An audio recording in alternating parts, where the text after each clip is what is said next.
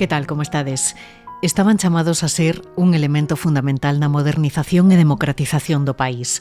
A súa misión era reverter as insoportables cifras de analfabetismo que afectaban a case a metade da poboación en Galicia.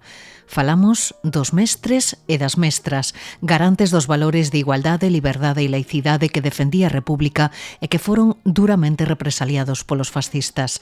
Calcúlase que arredor dun 100 foron asasinados tralo golpe do 36. Uns 2.000 foron sancionados e 600 apartados definitivamente das aulas. Hoxe na ferida aberta no 36 abordamos a represión no ensino e facémolo coa axuda do profesor Xosé Manuel Cid e a investigadora Aurora Marco, autora da biografía María Vázquez, mestra socialista asasinada polo franquismo. Foi realmente unha persecución de todos os mestres entusiastas que se incorporaron á escola, porque, bueno, é a oportunidade de pensar en que os fillos das clases populares accedan á cultura nas mesmas condicións que os de outras clases sociales. E iso era o que lle molestaba a toda esa dereita medieval que se sentía moi a gusto cos privilexios que tiña, claro. Hai moitas versións sobre as vexacións, sobre as humillacións, sobre o que lle fixeron á mestra antes de fusilala. Debeu de ser de tal calibre que o enterrador pronunciou as seguintes palabras: o que fixeron coa mestra foi un escarnio. Transcorridos case 90 anos do golpe, o reto é facer chegar todas estas historias ao alumnado para que sexa consciente da enorme ferida que causou a guerra e a ditadura posterior entre o profesorado. Algúns centros de ensino están realizando un traballo inmenso para educar en memoria a rapazada.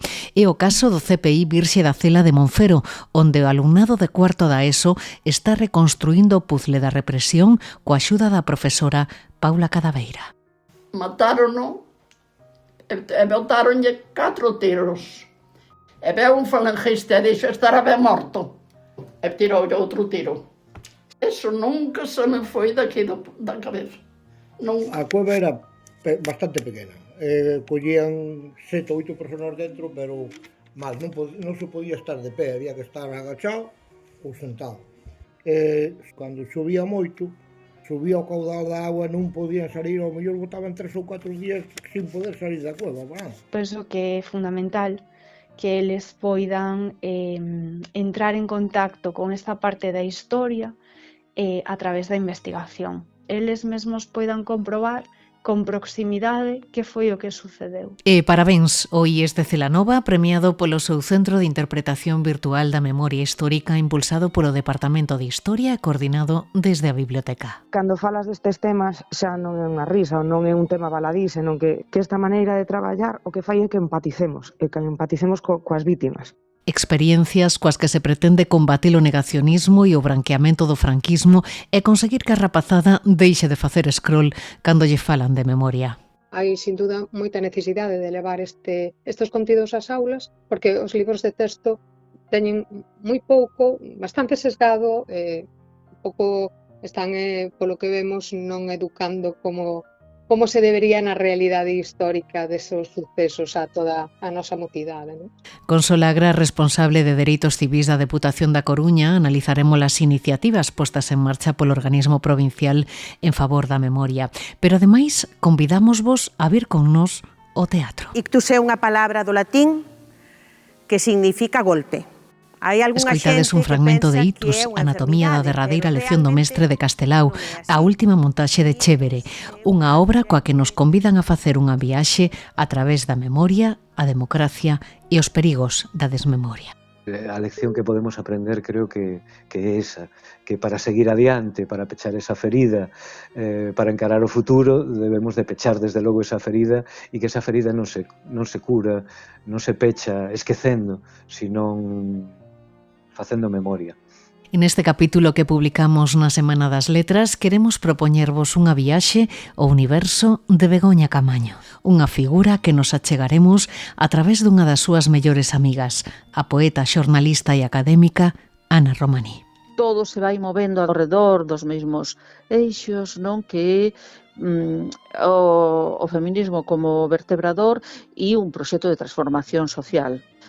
O seu xornalismo, os seus artigos móvense todos nese territorio, non? Decontadimos con todo isto, pero antes repasamos outros asuntos que foron noticia estes días. Son as novas da memoria. En Ferrol quedou visto para a sentenza vista para anular a condena a morte de Manuel Fernández Arias, cabo da Mariña, fusilado no 36 por negarse a participar no golpe militar. Os descendentes relataron ante a xustiza o trauma e o silencio que marcou a familia durante décadas. A Audiencia Provincial de Alacante inadmite a querela contra Rodolfo Martín Villa pola morte do galego Teófilo del Valle, considerada a primeira persoa falecida durante a transición. Foi asasinado pola policía franquista en Elda, en Alacante, en febreiro do 76, durante a folga do calzado. A Audiencia sostén que non cabe responsabilidade penal por estes feitos. O fallo é firme e non cabe interposición de recurso. Os restos do guerrilleiro antifranquista Manuel Girón foron entregados á súa familia 75 anos despois do asasinato. A identificación realizouse tras unha exhumación no antigo cemiterio do Carmen de Ponferrada, un labor impulsado polo colectivo Sputnik Labrego. A Fundación Luis Seoane celebra o seu 30 aniversario cunha exposición de 55 óleos do artista, moitos deles inéditos. Seoane Reencontrado abre o público 14 de maio. Poderedes visitar a exposición ata maio de 2027 na sede da Fundación da Coruña. A ferida aberta no 36, un podcast de Nuria López.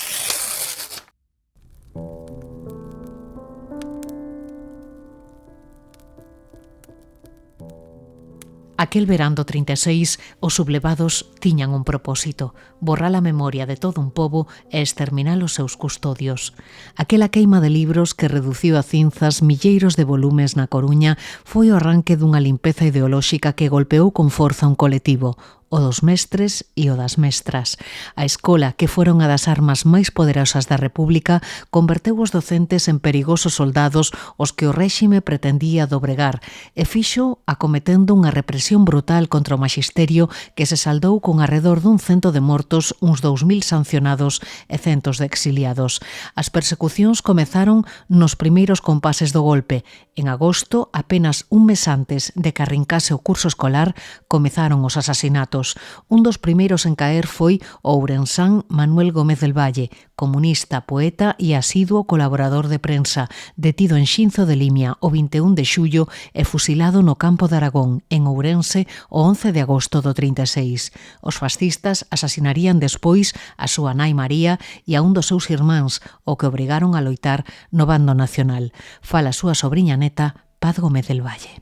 Estuvo 2 días en Xinzo. Ali estuveron psicológicamente maltratándolo porque tiveron unos casi 48 horas dicíndolle esta tarde ás 6 matamos. Non, que sorte tendes que non o vamos facer hasta a noite. Así tal, hasta que o trouxeron para aquí, para Ourense.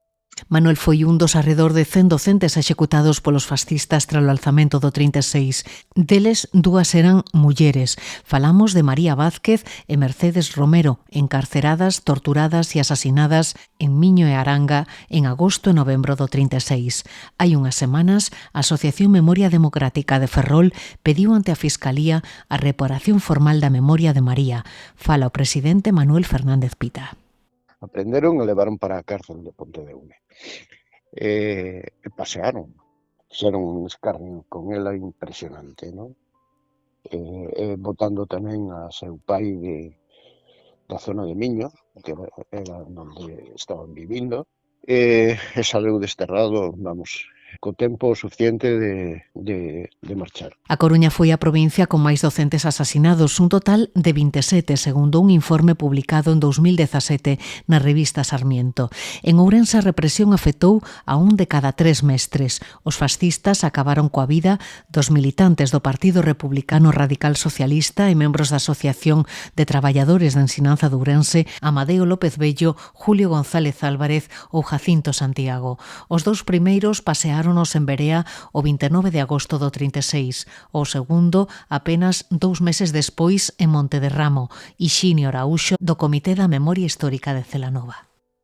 Os seus maiores inimigos eran os que difundían a cultura entre entre as novas generacións de que quitaban poder aos privilexiados, en este caso a Iglesia, que tiña prácticamente o monopolio do ensino. De feito, coméntase no pueblo que Xulio foi paseado precisamente aí porque o cura quería que se escoitaran os tiros desde a parroquia, non?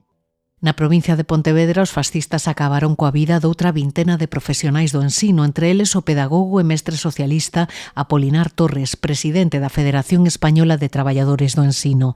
Foi condenado a morte e executado en Vigo o 27 de agosto do 36. 2 días despois, paseaban en Santiago o mestre xornalista de Cuntis, Xoan Xesús González, militante socialista, colaborador de prensa e fundador, xunto a Arturo Cuadrado, da librería editorial Niqué de Compostela, que editou os poemas galegos de Lorca.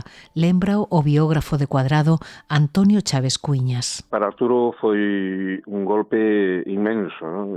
Foi unha das primeiras cousas, cando eu lembro cando voltou a Galicia, falaba moito dele. O sea, para Arturo era como un irmán. En setembro do 37 foi asasinado o mestre de bandeira e militante do PC Víctor Fraiz, secretario fundador de FETE-UXT e director e colaborador de distintas publicacións periódicas. Tras o golpe botouse ao monte, pero entregouse para tentar salvar a seu fillo Víctor, a quen encerraran en San Simón. De nada lle valeu. Os dous foron asasinados polos fascistas. Tamén no 37, os golpistas acabaron coa vida do lugués Arximiro Rico Trabada, que foi asasinado en outubro tras ser salvaxemente torturado. En Vigo poñían fin á súa vida os curmáns de Castelao, Xosé Losada Castelao e Manuel Rodríguez Castelao, os Insuas. Os dous decidiron suicidarse a bordo do Bueva tras verse perseguidos polos fascistas. Fala o historiador Xesús Santos Suárez. Andaban escondidos moito por hai un lugar que se chama Rianxiño, que está na entrada de Rianxo, claro. E despois, claro, como non vían que isto non tiña solución, que iba a peor, foi cando marcharon a Vigo, ali estaban escondidos.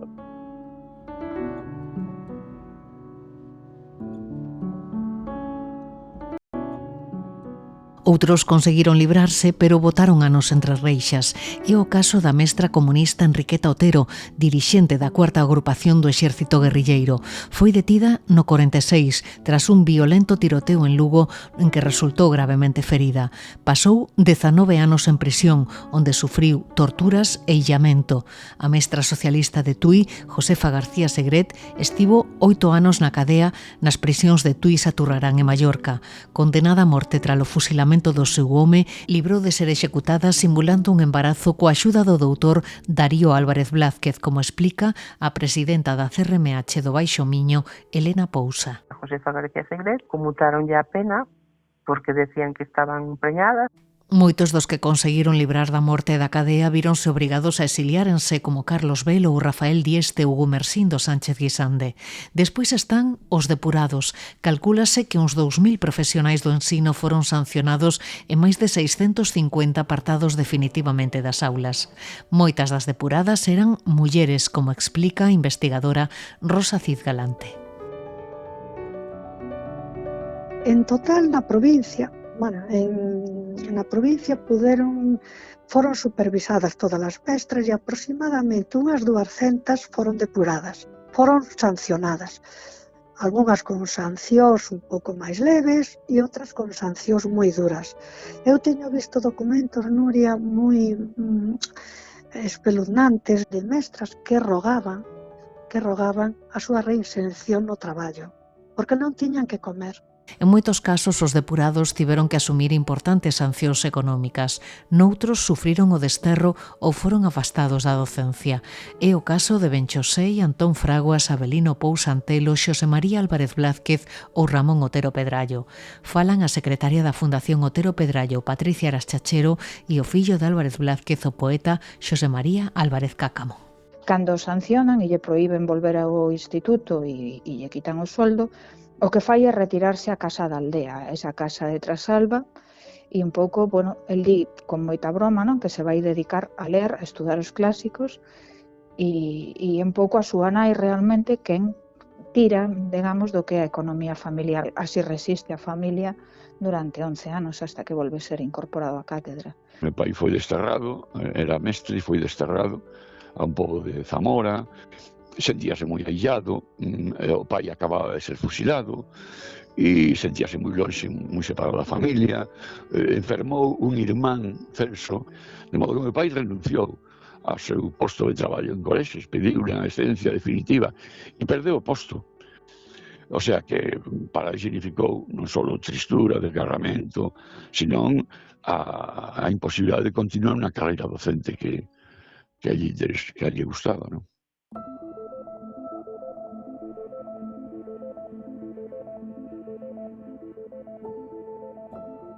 Queremos centrarnos agora na figura dunha destas mestras represaliadas, a socialista María Vázquez, asasinada polos fascistas en agosto do 36. Saudamos xa a Aurora Marco, autora da biografía María Vázquez Suárez, a mestra socialista eliminada polo franquismo, editado hai uns meses por Alvarellos. Que tal, Aurora? Benvida de novo a Ferida Aberta no 36. Bueno, boa tarde. Por fin podo estar aquí contigo. E nos moi contentos, ademais, e moi honrados con que quixeras pasarte de novo por aquí. Gustaríame que faláramos un poquinho de María, non? Esa muller que tanto investigaches e da que tanta información nos deches a través desa obra, non? Unha muller, contas, progresista, renovadora, republicana, laicista, que quizás representaba todo aquilo que o franquismo quería botar abaixo, non, Aurora? Sí, efectivamente. Bueno, ela foi unha muller que tivo unha formación moi seria, moi diferente a que había até había pouquiño tempo en que ela se incorporou á Escola de Magisterio, á Escola de Mestras, a Escola Normal de Mestras da Coruña, porque anteriormente, uns anos antes aínda, a educación puña a formación para as mestras, bueno, pois puña énfase sobre todo na educación para formalas, para preparalas para o matrimonio, porque a partir de 1912, cando María estaba aínda cursando o título superior, entón montaron uns cursos de extensión universitaria dirixidos a mulleres con carencias formativas. Pero as alumnas daquel centro tamén se aproveitaron daquelas conferencias, daquelas exposicións, bueno, daquela actividade que non estaba dirixida especificamente a elas, pero sí se aproveitaron dela. Por tanto, bebeu María naquelas fontes e logo foi unha mestra moi preocupada pola autoformación. Ela estaba suscrita a importantes revistas de pedagogía. Ela tiña tamén preocupación polo seu futuro e mesmo chegou a facer unha oposición a Madrid en 1925 para aumentar o salario. É dicir, que era unha mestra, bueno, moi comprometida, primeiro coa docencia e despois tamén con todo o tema relativo á formación das mulleres e ao seu futuro. E aos seus dereitos, evidentemente. Claro, unha mestra, polo que ti contas, que deixou unha fortísima pegada tanto na Pobra do Caramiñal como en Miño, non? Os dous lugares onde exerceu a docencia. Efectivamente, ela chegara a Miño en a Pobra, que foi o primeiro destino, despois de pasar un ano sen destino, porque primeiramente un grupo de mestras, 10 ou 12, creo lembrar, foran ocupar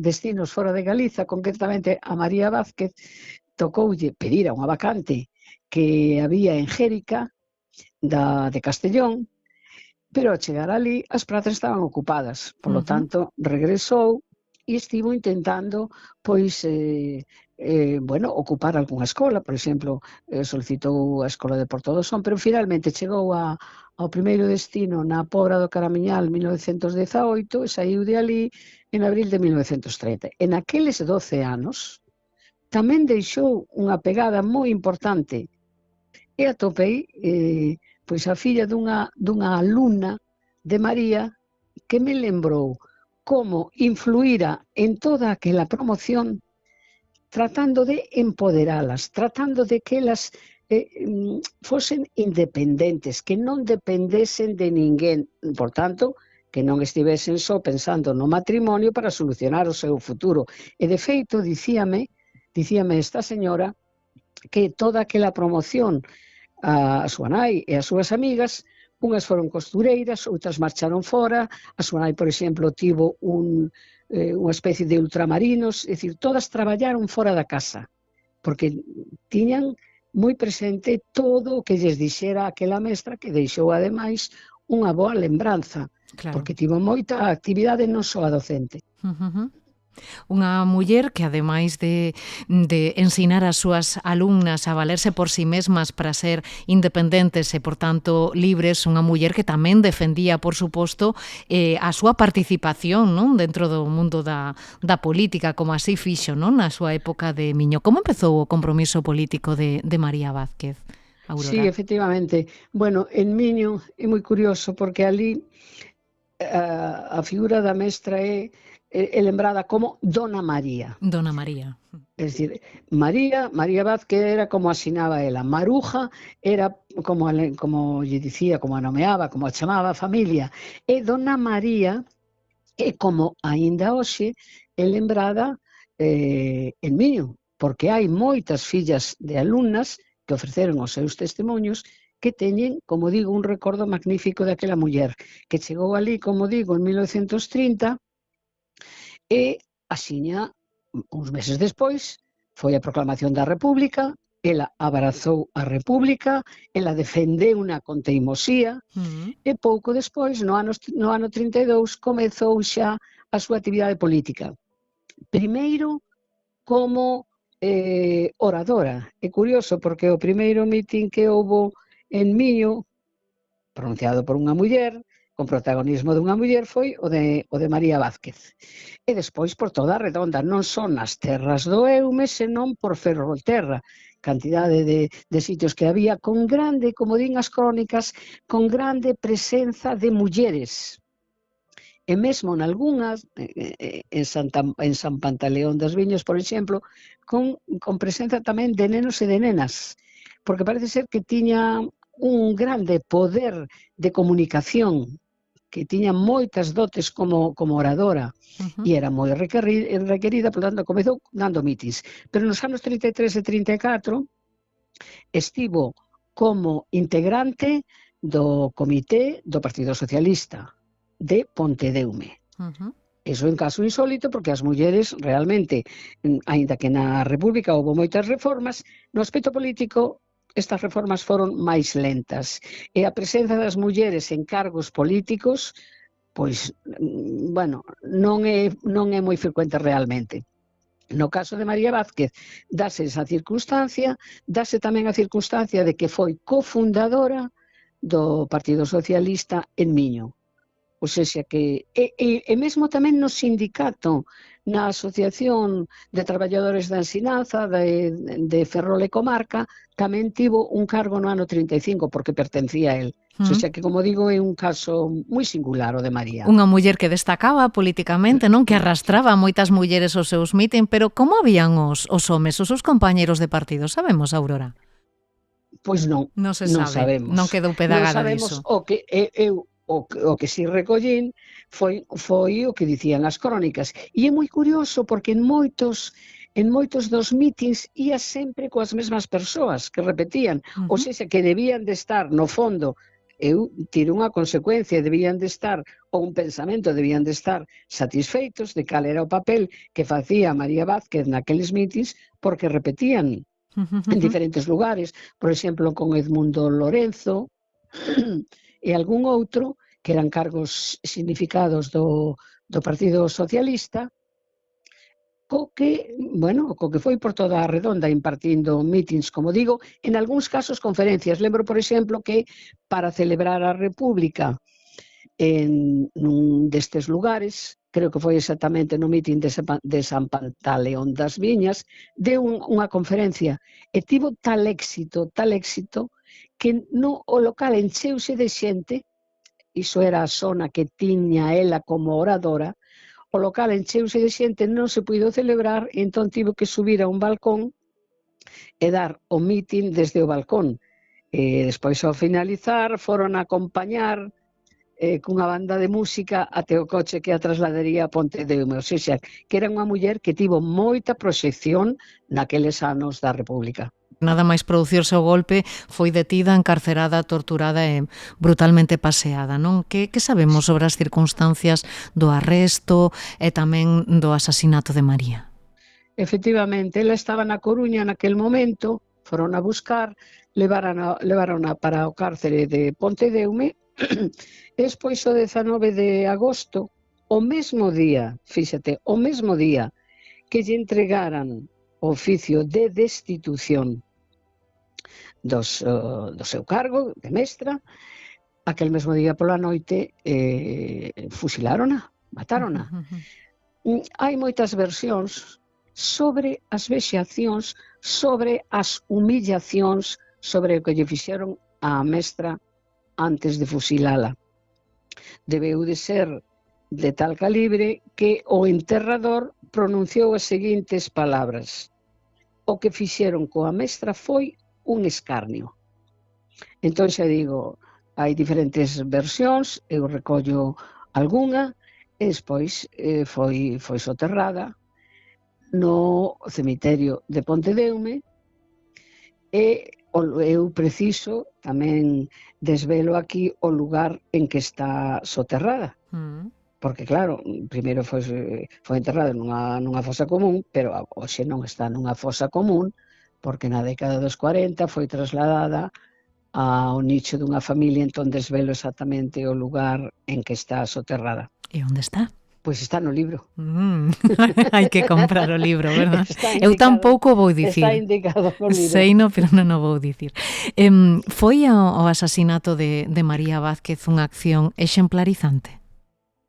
A ver, o que supoño que creían os fascistas é que fose unha acción exemplarizante. Pero é moi curioso, porque cando iniciaron o expediente 4 anos despois de ser asasinada, e cun obxectivo que era que desaparecese do escalafón a efectos administrativos. Bueno, pois cando se iniciou o expediente, lóxicamente, pediron os informes que sempre aparecen, informe do comandante da Garda Civil, do alcalde, do párroco, informes demoledores, pero que curioso, pediron un informe a un pai de familia e non atoparon quen fixese tal informe. Porque era unha muller moi admirada e moi querida polas familias, porque axudaba moito as nenas que tiñan, bueno, pois algúns problemas de tipo económico, axudaba cos mandilóns, accións deste tipo, porque sempre estivo moi pendente da acción social, e entón non atoparon ninguén que testemunhase contra ela. Hai unhas semanas este horrible crime chegou aos tribunais na man da Asociación Memoria Histórica Democrática de Ferrol e tamén da man da investigadora Aurora Marco. Ambos comparecechedes ante a Fiscalía, non, de Memoria Democrática para pedir a restitución da súa memoria e limpar de paso o nome de María Vázquez, que tanto quixeron ensuciar, non? Cales foron os argumentos que foron expostos ante o tribunal e que significou para ti como investigadora poder realizar este acto na memoria de María? A ver, este acto para min supuxo unha enorme satisfacción e encheume de emoción, tanto que na declaración diante da fiscala hubo un momento que non podía seguir porque me emocionei moitísimo. A ver, este libro si está servindo, xa comezou a servir de base documental para iniciar as dilixencias do expediente de xusdición voluntaria para o recoñecemento de María Vázquez como vítima da ditadura franquista e para a súa reparación moral. Evidentemente, é unha reparación simbólica. Claro. Pero ten unhas consecuencias moi importantes. Eu testifiquei o 16 de marzo, comparecí no xulgado de Ferrol, estiven 2 horas testificando diante da fiscala, entreguei a documentación que considerei pertinente, onde falei, contestei as preguntas que me fixo para, primeiro, dicir quen era María Vázquez, o que fixo e por que foi asasinada. Ou sexa que, se hoxe nos arquivos que eu consultei e cuxa documentación incorporei aparecen todos eses informes demoledores contra ela para tratar de xustificar aquel asasinato, cando se celebre o xuizo, e despois veña o recoñecemento dela como vítima e a reparación moral, neses mesmos arquivos constará que foi asesinada por motivos ideolóxicos e inclusive por motivos religiosos, porque un dos cargos que aparecía é que non que fixera o enterro laico da nai. Por lo tanto, bueno, a min énseme de satisfacción que este traballo, que este libro ao que tanto tempo dediquei, pois sirva justamente para iso, porque normalmente este proceso fanno as familias. No caso de María non había familias. Non había descendentes, claro. Non había descendencia, así que a mí me pediron os compañeros da Asociación de Memoria Histórica Democrática de Ferrol se quería ser eu a testemunha que testificase. E efectivamente foi unha única testemunha aquel 16 de marzo e logo, bueno, pois agardo con emoción o día do xuízo. Claro, porque non sei se hai algunha outra mestra galega recoñecida como vítima do franquismo ou vai ser a primeira, seguramente sexa a primeira. Eu creo este procedimento tal como está feito, sen que sexa ningún familiar, porque non o hai quen o solicite, sí que vai ser o primeiro a nivel de Estado. Desde logo, é un proceso que está iniciado sen pasarela por un Consello de Guerra. Sí, porque foi un paseo, non foi unha execución. Aí sí que debe de ser o primeiro ou dos primeiros. Un colectivo dos mestres ou das mestras que coñece moi ben a Aurora Marco, que foi fortemente castigado polos fascistas, non? Tamén un tanto invisibilizado, non sei, Aurora, se é así ou non. Un colectivo que loitou durante os tempos da República pola formación dos nenos e nenas nun momento no que as tasas de analfabetización eran altísimas, non? Sí, efectivamente. Este colectivo foi moi sancionado de diferentes formas. Xa sabemos que a represión tivo diferentes facianas, pois asasinatos, cárcere, desterros, trasladar as mestras ou os mestres fora da provincia, que iso rachaba moitas veces o entorno familiar, e mesmo fora de Galiza. Ou seja, que pasaron por moitos castigos, por moitas sancións, porque claro, a República enchera as escolas de mestres e mestras moi preparadas que colaboraban, por exemplo, nas misións pedagóxicas ou nos chamados centros de colaboración. María Vázquez, por exemplo, colaborou dando unha conferencia no centro de colaboración que había en Miño, que reunía a 16 escolas, porque eran os centros que trataban de paliar o illamento que había entre diferentes escolas e entre diferente profesorado. E ao mesmo tempo servían tamén para intercambiar en experiencias uns e outros. Se xa que eran xentes moi preparadas e claro, querían matar a cultura. Querían matar a cultura e faceren desaparecer a todas as persoas que foran tan importantes naqueles momentos e que formaran a tantas alumnas e alumnos. De aí todas esas sancións que houve. Claro, Aurora Marco que leva décadas rescatando historias que buscan colocar no seu sitio, no sitio que merecen mulleres galegas como María Vázquez, non? Mulleres loitadoras, rompedoras, valentes, comprometidas, tamén as nosas guerrilleiras. Lin por aí, Aurora, que en breve te veremos subida nos escenarios, nun proxecto que creo que ten moito que ver no legado deixado polas nosas guerrilleiras, non? Pois sí, a ver. Non sei que se pode contar, porque igual non se pode contar nada. Sí que se pode contar. A ver, é un proxecto, xa levamos un tempo con isto, pero agora estamos nos momentos finais. É un proxecto que está montado, unha peza de teatro montada a partir do meu libro Mulleres na guerrilla antifranquista, un proxecto da compañía de teatro A Feroz, en coproducción co Festival Internacional de Teatro de Expresión Ibérica de Portugal e co Centro Dramático Galego. Polo tanto, xa está aí o 22 e o 23 temos a estrea no Teatro Constantino Neri de Matosiños, que Portugal. Nervios. Sí, os nervios todos. Sí. Eu sempre digo, para que me metería nisto? Bueno, charlamos varias tardes, paseilles fotos, vídeos e todo iso. Bueno, entón montouse a peza e penso, bueno, para que me metería?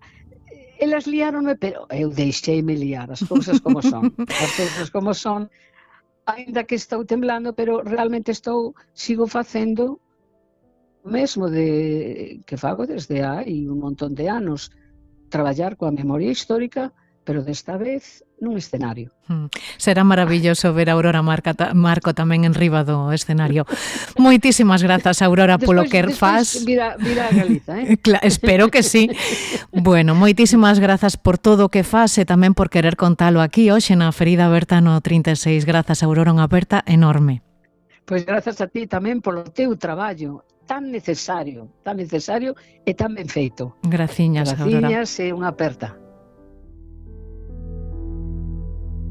María Vázquez xunto con Mercedes Romero foron as dúas mestras paseadas polos fascistas tras o golpe do 36. En total foron 100 os profesionais do ensino asasinados, moitos deles na provincia de Ourense. Queremos analizalo coa axuda do profesor Xosé Manuel Cid Fernández, educador comprometido, ata hai un par de anos decano da Facultade de Educación e Traballo Social de Ourense, autor de máis dun 100 de publicacións e experto na análise da represión franquista no maxisterio. Profesor, que tal? Moi boas.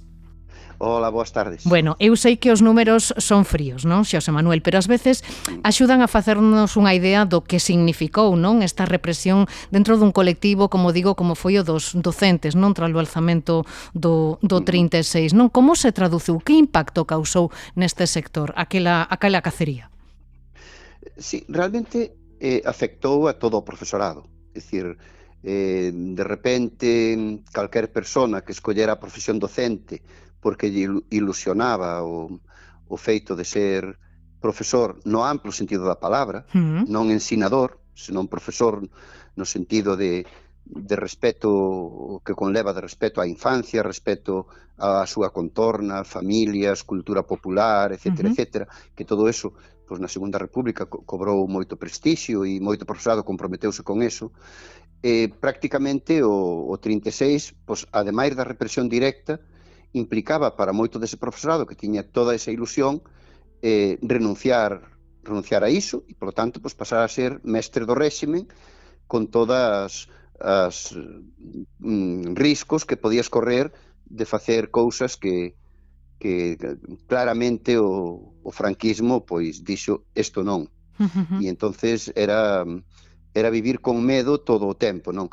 Pero realmente o que foi a represión directa, é dicir, aqueles que sabían que se en setembro do 36 se incorporaban á escola iban ser detidos, pois podemos pensar que foi un terzo do profesorado galego. Estamos falando alrededor dun cento, non, de docentes que foron asasinados polos fascistas, algúns deles incluso nese mesmo verán, non, antes de incorporarse ás aulas, non? Sí, realmente eu así o primeiro que teño registrado é do 1 de agosto, que era Francisco Sierra de Mosteiro, en Xinzo de Limia, que foi xa digo, un dos primeiros mestres asesinados despois de ser detido, pasou por o cuartel da Guardia Civil en Xinzo e ao día seguinte, o 2 de agosto, pues, apareceu nunha cuneta á altura da Llariz. E desde ese hasta aqueles que puderon pasar por un xuicio farsa, que realmente estaban totalmente indefensos e se lle acusaba de mil cousas que non fixeran, pero eran verdades por o simple feito de que o acusador dixera que eran verdade. Dos alrededor de 20 que temos localizados como asesinados, prácticamente menos 2 ou 3, todos foron asesinados nas cunetas sin ningún tipo de xuicio nin procedimento legal, non? E esa represión afectou tanto as cidades como as zonas do rural, non? Non, as cidades afectaba menos. Menos. Por o simple feito de que concursar a unha cidade implicaba, pois, levar moitos anos na profesión. E levar moitos anos na profesión significa por ser mestres que estudaron no século XIX, cunha formación limitada, e tamén, pois, con unha forma de pensar diferente. Curtidos, sí. Non? Curtidos no que era o ensino tradicional, o nacionalcatolicismo e todo eso, non? Realmente, na República, pois, aparte de que algúns, evidentemente, habían algúns referentes de idade, non? Aquí tiñamos, pois, desde o profesor de Maxisterio, que foi un dos asesinados, Jacinto Santiago, pois o resto eran mestres entre 20 e 30 anos.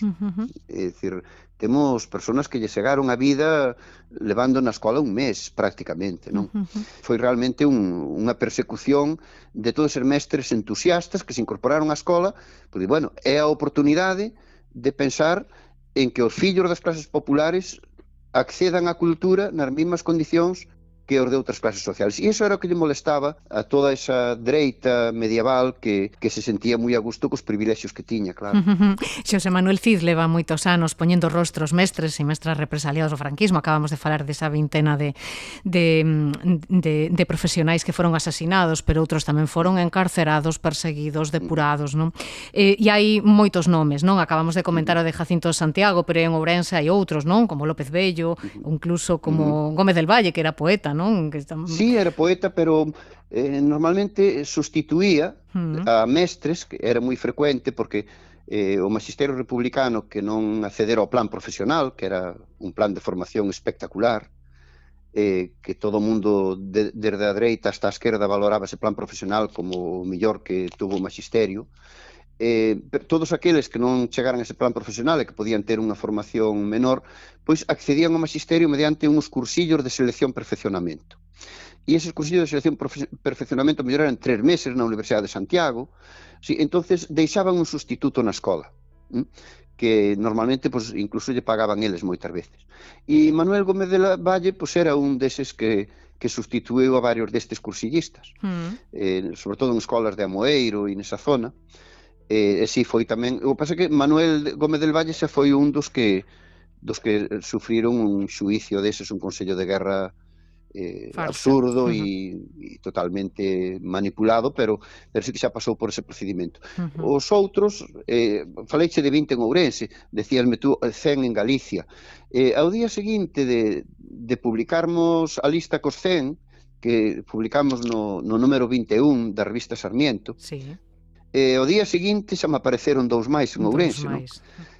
Que un era Eloi Tejada, que realmente non o tiñamos ingresado nun hospital en Logroño desde antes do 36, e mataron alá en Logroño, non, na Barranca.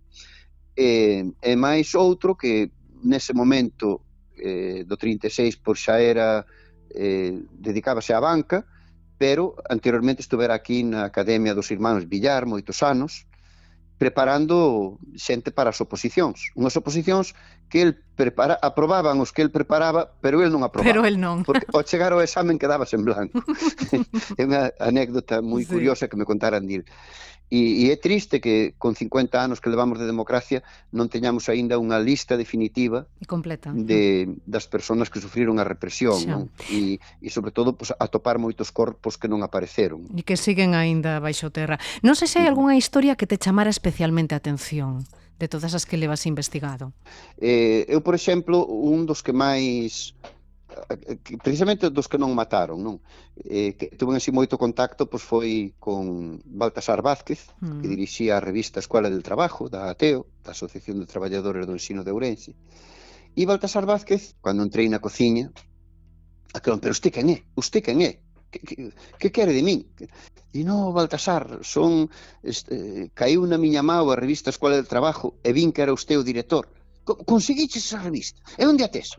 Fomos po coche, os fillos seguiron falando de cousas da familia e ele estuvo ali comigo no coche unhas 3 ou 4 horas repasando aquela colección da revista que nos deixara pues, a viúda de Abel Carvajales, que a viúda de Abel Carvajales tiña escondida aquí no Pazo de Velle nun destes sofás cama e alá debaixo desa cama estaba a revista. E logo lle ensinei, pois eso, un dos primeiros que a viu foi Baltasar Vázquez e aquel home, unha emoción tan grande vendo aqueles artículos que ele escribía moito, ele era marxista, moi ortodoxo, moi pro Unión Soviética, e entón escribía la escuela proletaria, educación e lucha de clases, é dicir, estes temas que naquel momento pois eran estaban no debate, non? E eran mestres que escribían sobre aquilo. Por que? Pero por que eran marxistas? Pero vendo aqueles nenos cheos de fame na escola, como non íbamos ser marxistas? Claro. Decía así moi... Sí. A maior parte dos perseguidos, non, como comentabas hai un cachiño, eran homes, non? Eran rapaces novos, non? Xente moi nova. E moitos, acabas de mencionar, pertencían a ETEO, non? A Asociación de Traballadores do Ensino de Ourense. Cales eran os principios fundacionais desta asociación? Un pouco, que impacto, que presenza tiña na provincia? A ver, o ATEO, o Magisterio de Ourense, republicano, eran entusiastas de Marcelino Domingo. Entendían que aquel proxecto de transformación escolar do ministro era realmente pasar da noite ao día, non? E entonces aquí eran prácticamente todos do Partido Radical Socialista. Non eran nin dos partidos socialistas, nin republicanos, sí, había algún galeguista, había algún outro republicano de hazaña, tal, pero a gran maioría, desde Jacinto Santiago hasta a maioría deles, eran radical socialistas por Marcelino Domingo. E esa era a ideoloxía inicial, non? Escolarización total, escola rural, escola de clase, empezaron a meter algúns, como Baltasar Vázquez, Luís Soto, Félix Salgado del Moral, 3 ou 4 que xa se afiliaron ao Partido Comunista, e xa falaban neses outros términos, non? A escola non é neutral, a escola é escola de clase. Había que dicirlle ao conselleiro actual e recomendarlle aquelas lecturas de que a escola neutral non existe. Escribían eso. Como vamos a ser neutrales vendo os nenos cheos de fame na escola? Nenos que viñan sin almorzar a clase, como vamos a ser neutrales? E entonces empezaron a derivar, despois dos 6, 7 primeiros números en que o director era Albino Núñez marchouse para dirixir a graduada Concepción Arenal da Coruña, e entón foi cando entraron na dirección da ATEO e da revista Baltasar Vázquez e Luís Soto, é dicir, a xente máis próxima ao Partido Comunista. Con unha persona moi respetada e moi influinte tamén, que probablemente fose a persona de consenso entre todas as ideoloxías que había alrededor da ATEO, que era Luís Acuña, do Partido Galeguista.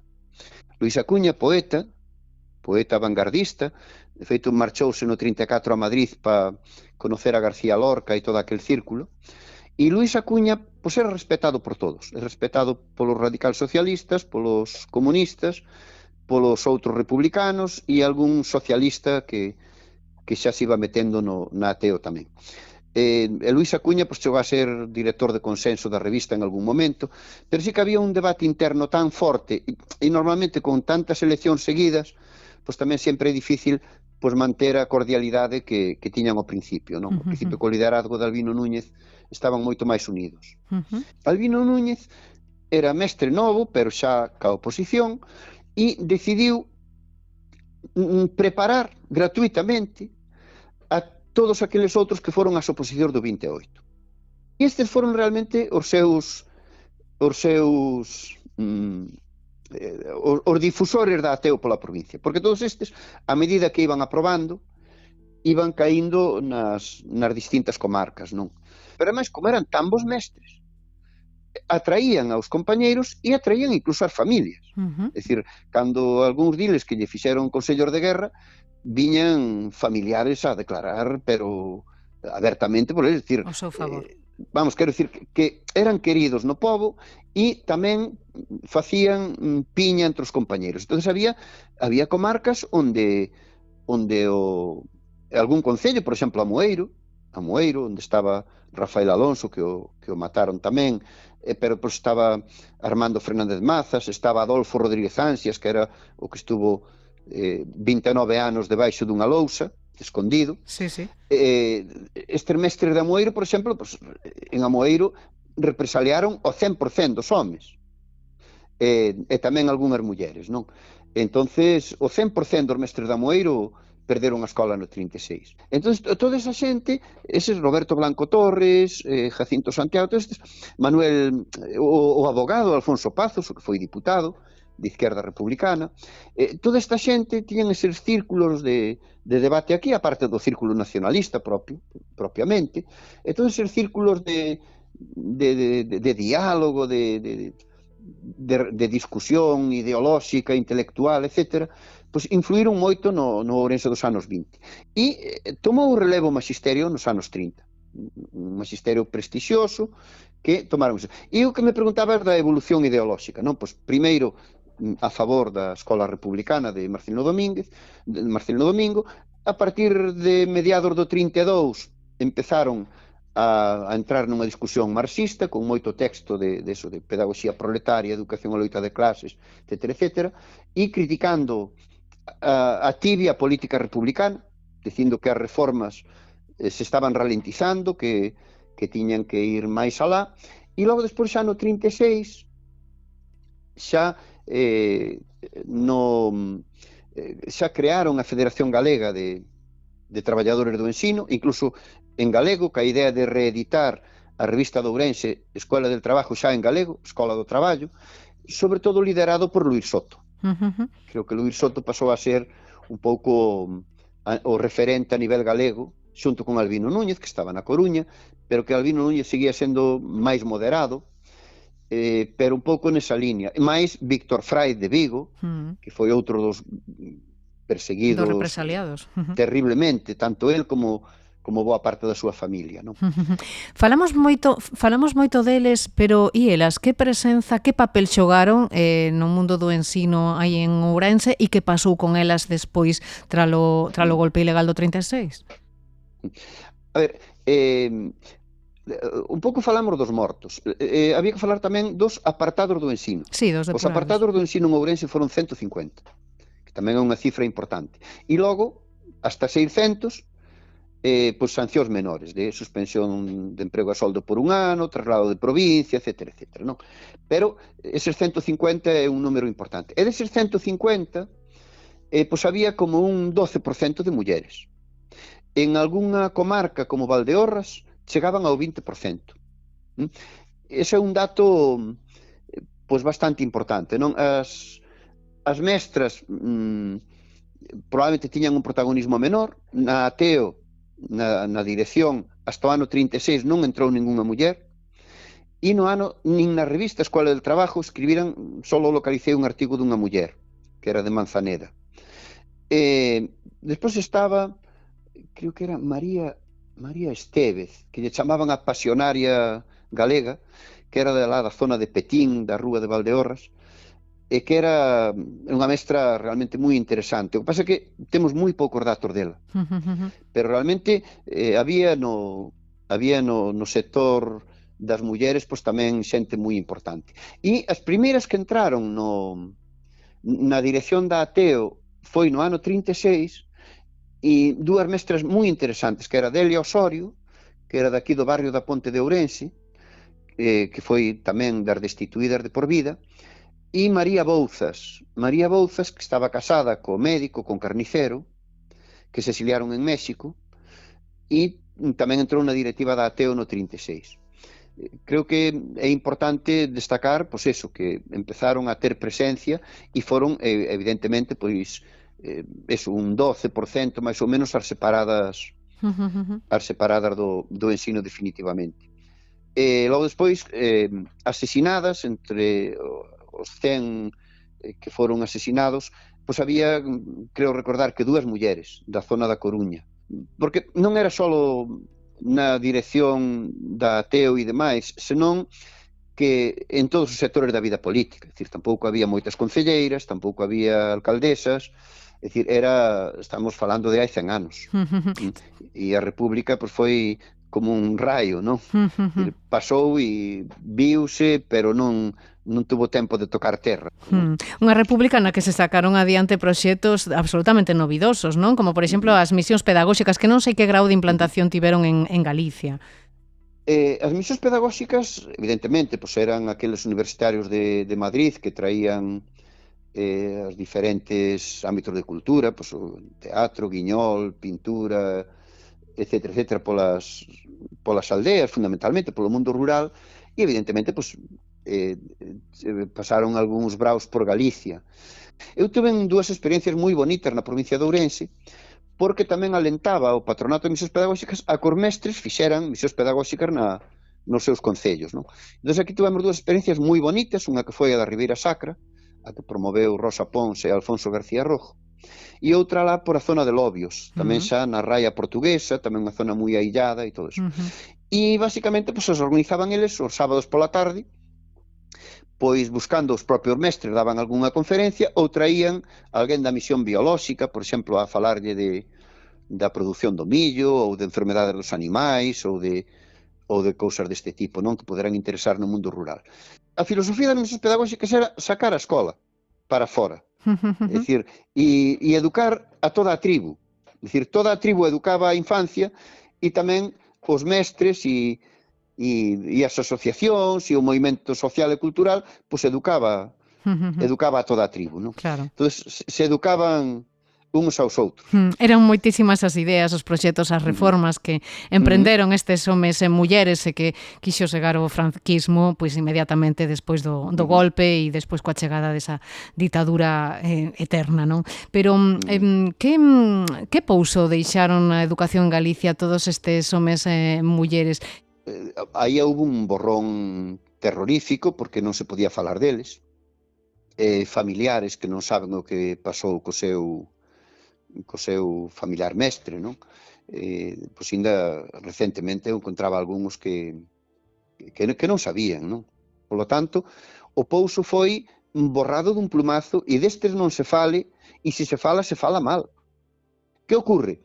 Que cando localizas a exalumnos e che falan deles con aquele entusiasmo que grande mestre era, a min axudoume nesto, eu aprendín aquelo, é dicir, falaban deles tantas cousas que evidentemente o pozo que quedou foi enorme, non? De algúns homenaxes que fomos facendo por aí, e recordo o de Alfonso García Rojo, que viñeron os 7 fillos e fillas, a mesma carta que firmaran en defensa dil, cando lle abriron o expediente, firmaban a totalidade dos veciños do pobo, 113. Sí, sí. E algún firmaba fulanito de tal, miembro de Falange. É dicir, que non había ideoloxía a hora de salvar os mestres. Ti que levas toda a vida dedicado a traballar a investigación para rematar con esa desmemoria, non, da que falas tamén, despois de tantos anos de traballo nas aulas, coa mocidade, son conscientes as novas xeracións do papel exercido por estes pedagogos nos peores anos do franquismo, ou temos aínda unha asignatura pendente para trasladarlo? Creo que falta materias de historia e educación nas escolas de magisterio. É dicir, realmente podías falarlle destas cousas meténdoio por ali no programa de algunha asignatura.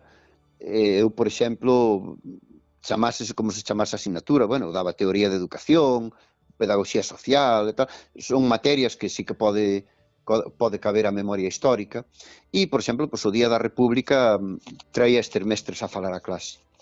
Pero claro, hai unha asignatura de 4 meses que se chama Teoría e Historia da Educación. Que podes meter aí de historia? Pois moi pouquiña cousa. Pouca cousa. E se ademais a dá profesorado que non teña formación en historia, pois evidentemente a formación que levan de Historia e Educación é moi pobre, pero sí que cando lle fa referencia, sobre todo relacionando co contexto local e coa actualidade. Dir, mira, é que o que lle pasou a estes, as ideas que defendía esta xente hai 100 anos, aínda hoxe non as defende moita xente. E ademais, o que lle pasou, toda esa censura e toda esa represión e todo eso, non estamos libres de que non la apliquen en calquer momento, non? Porque, a ver, temos un caso moi recente e estamos nunha democracia supostamente avanzada xa hai anos e acaban de non reconocernos a Xunta os encontros de educadores pola paz porque se falaba de Palestina. É dicir, por aí se empeza e a saber onde se acaba, non? Pero quen son ustedes para censurar este tipo de cousas? Está claro que queda aínda moito traballo por facer. Pois moitísimas grazas polas túas reflexións, Xosé Manuel Cid, polas túas investigacións e por querer pasarte por aquí e compartilas con todos nós. Nada, moitísimas gracias a ti, encantado de que desde os medios de comunicación que hoxe a través das redes sociais se pode chegar a moita xente que axudedes a manter viva a memoria. Grazas, seguiremos traballando pola memoria. Unha aperta. Moitas gracias, Nuria.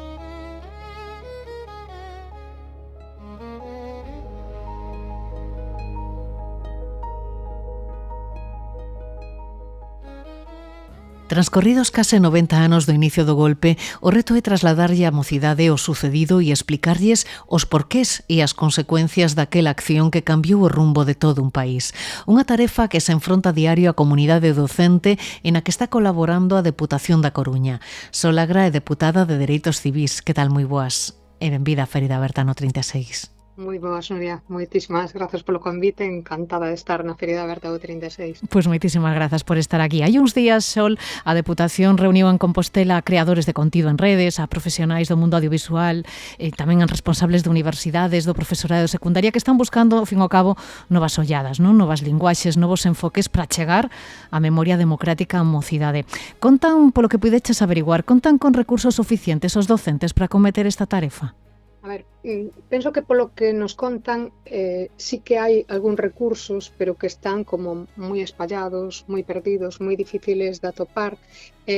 O traballo docente e toda a carga que teñen de burocracia alrededor do seu propio traballo, ademais das aulas, pois impídelles moitas veces chegar a eses recursos. E é verdade que están colgados e cadra en algunhas asociacións memorialísticas, máis que en páxinas oficiais. Entón tamén hai moitas cousas que igual non son tan actualizadas. Por eso nós nestas xornadas o que queríamos tamén era dar un pouco de actualidade, esos recursos de que se vira o que se está facendo agora mesmo e o que está funcionando, porque hai sin duda moita necesidade de levar estes contidos ás aulas, porque os libros de texto teñen moi pouco, bastante sesgado, pouco están, polo que vemos, non educando como se debería na realidade histórica desos sucesos a toda a nosa mocidade. Hai uns meses saltaron as alarmas, non? Despois de que o CIS asegurara que un de cada 5 mozos menores de 24 anos considera que o franquismo, bueno, pois tampouco foi tan malo, non? Que con Franco non se vivía tan mal. Dá a sensación que agora o moderno alternativo é ser de extrema dereita, non? Por que é urxente formar a rapazada e en que estamos fallando? Eu penso que se descoidou un pouco a educación. Realmente os contidos que vemos nos libros de texto están moi blanqueados. O profesorado o que nos comenta é que se dá casi sempre a República mesturada coa ditadura, como casi explicando que a guerra, o levantamento, o golpe de Estado, ao que les chaman a guerra civil fratricida, é como un resultado dos desmáns que había na República. Entón, o profesorado, se limita a dar os contidos tal como están nos libros de texto, están dando unha información moi sesgada do que foi ese momento histórico, unha visión da historia dada polos vencedores que se está colando nas aulas e que os rapaces realmente non teñen máis información, e a información que lles chega a través das redes sociales con esta onda reaccionaria fascista que hai é unha información falsa, xa non digo sesgada, moitas falsa, con contido moi tendencioso, con eslogans moi curtos e que eles repiten sin buscar tampouco unha profundidade nesa investigación do que foi a realidade histórica, e a única referencia que teñen é o que se lle dou na escola. Se na escola non se lle dou realmente unha información real do que foi, do que supuso o golpe de Estado do 36, pois é moi difícil que a rapazada despois teña unha opinión crítica ao respecto do que pasou. E tamén vimos que o 38% da mocidade entre 18 e 24 anos di que non lles importaría vivir nunha ditadura, que seguro que se vivía mellor, tal como din por aí nas redes sociales. Non sei, dá medo esta situación. Sí, dá medo, desde logo é un reto moi importante, non? O de intentar combater esas mensaxes negacionistas tamén desde as aulas, non? Pero ás veces, como facelo sin darnos de fuciños despois con esa suposta neutralidade ideolóxica que promove a Xunta e que o que tenta ao final é controlar as actividades que realizan os docentes nos centros? Non sei se vos trasladaron algún problema con educación a hora de aplicar estas políticas de memoria. Absolutamente, vímolo nestas xornadas que precisamente non sempre queremos levar experiencias que se estén traballándose nas aulas para poñer en común cos participantes nas xornadas, e algunha das que chamamos para decirlle que viñeran, tiñan medo a expoñerse públicamente porque xa cando intentaron levar eses proxectos ás aulas tiveron críticas e tiveron, problemas co mesmo coas familias, non? co Consello, bueno, co claustro, en algúns casos, con inspección, entón a xente ten medo, non? O que queríamos tamén trasladar a través da información que se daba nas jornadas é que a legislación apoia este tipo de traballos nas aulas, non é algo que poda considerarse tal como sacou a Xunta nesa ordenanza que lle pasou e nesa instrucción que pasou ás direccións dos centros antes do verán pasado, de que non se podía dar non se podía facer traballo extracurricular con, chamaban eles, con orientación ideolóxica, con sesgo ideolóxico, creo que era o que poñía na instrucción, non? Entón, bueno, a xente ten medo, non quere líos, prefire pasar así como de puntiñas para que ninguén se moleste, e iso que leva é que solo haxa información dun lado e sexa unha información con un sesgo bastante claro cara a un ocultamento da realidade. A educación en memoria sigue sendo unha asignatura pendente, Sol? Sin duda, sin duda. Hai moitas cousas que seguen estando fora dos libros de texto e que o que se dá e o pouco que se pode facer desde institucións como a Deputación, que ao final nós non legislamos, somos unha institución que reparte fondos para os concellos, pero que non ten capacidade legislativa, e o que se fan son pequenos parches, como cando desde a área de igualdade que tamén levo eu, vamos a dar unha formación en igualdade ou prevención de violencia de xénero ou dereitos LGTBI a un centro educativo. Eso se non está no currículum e ven alguén de fora a dar unha hora de clase, un obradoiro, eso realmente ten moi pouca influencia. Estes contidos e os de memoria democrática deberían estar dentro do currículum e temos a posibilidade facilmente de metelos na área de historia e non se está facendo. Vemos ás veces a mocidade un tanto desorientada, pero despois dá a sensación tamén que a sociedade en xeral tamén está algo desorientada, porque nas nosas rúas, nas nosas prazas, segue habendo simboloxía franquista, non? Que tamén o que está facendo que a xente non saiba quen son esas persoas que están adornando, non? Os nosos rueiros, non? Aí na Deputación da Coruña estades traballando, non? Para intentar acabar con todo iso. Tedes contabilizados cantos elementos hai na provincia que deberían ser retirados? Temos guiámonos bastante por algún libro, algún deles de algún historiador, como Manuel Monge, que se traballa moito alrededor da memoria franquista, e ten xa un listado de toda a simboloxía que aínda aparece na provincia. É verdade que en algúns concellos xa foi retirada en algún momento, pero aínda se manteñen rueiros e algunha simboloxía en fontes, incluso tamén placas, sobre todo en espazos que son da Iglesia, máis que espazos públicos, que siguen sin retirarse, non? Isto é un incumplimento da Lei de Memoria Democrática, polo tanto, é un pouco curioso, non? Ver como concellos non cumplen unha legislación estatal, porque ao final é un incumprimento da lei por parte dos organismos. Por iso nós desde a Deputación, desde a área, pusemos en marcha este ano unha subvención para facilitarlle eses investimentos económicos que é a excusa que poñen moitas veces algúns concellos para facer esta retirada de simboloxía, non? Como que non hai ningunha partida dentro dos orzamentos en ningunha área na que pudera justificarse ese gasto. Igual podemos considerar que é unha excusa ou en algúns concellos pequenos que teñen pouco orzamento, pois pode ser unha realidade, non? Por lo tanto, a través desta subvención que pusemos en marcha, nos facilitamos orzamentos aos concellos para que podan facer eses gastos. E que tal está sendo a acollida?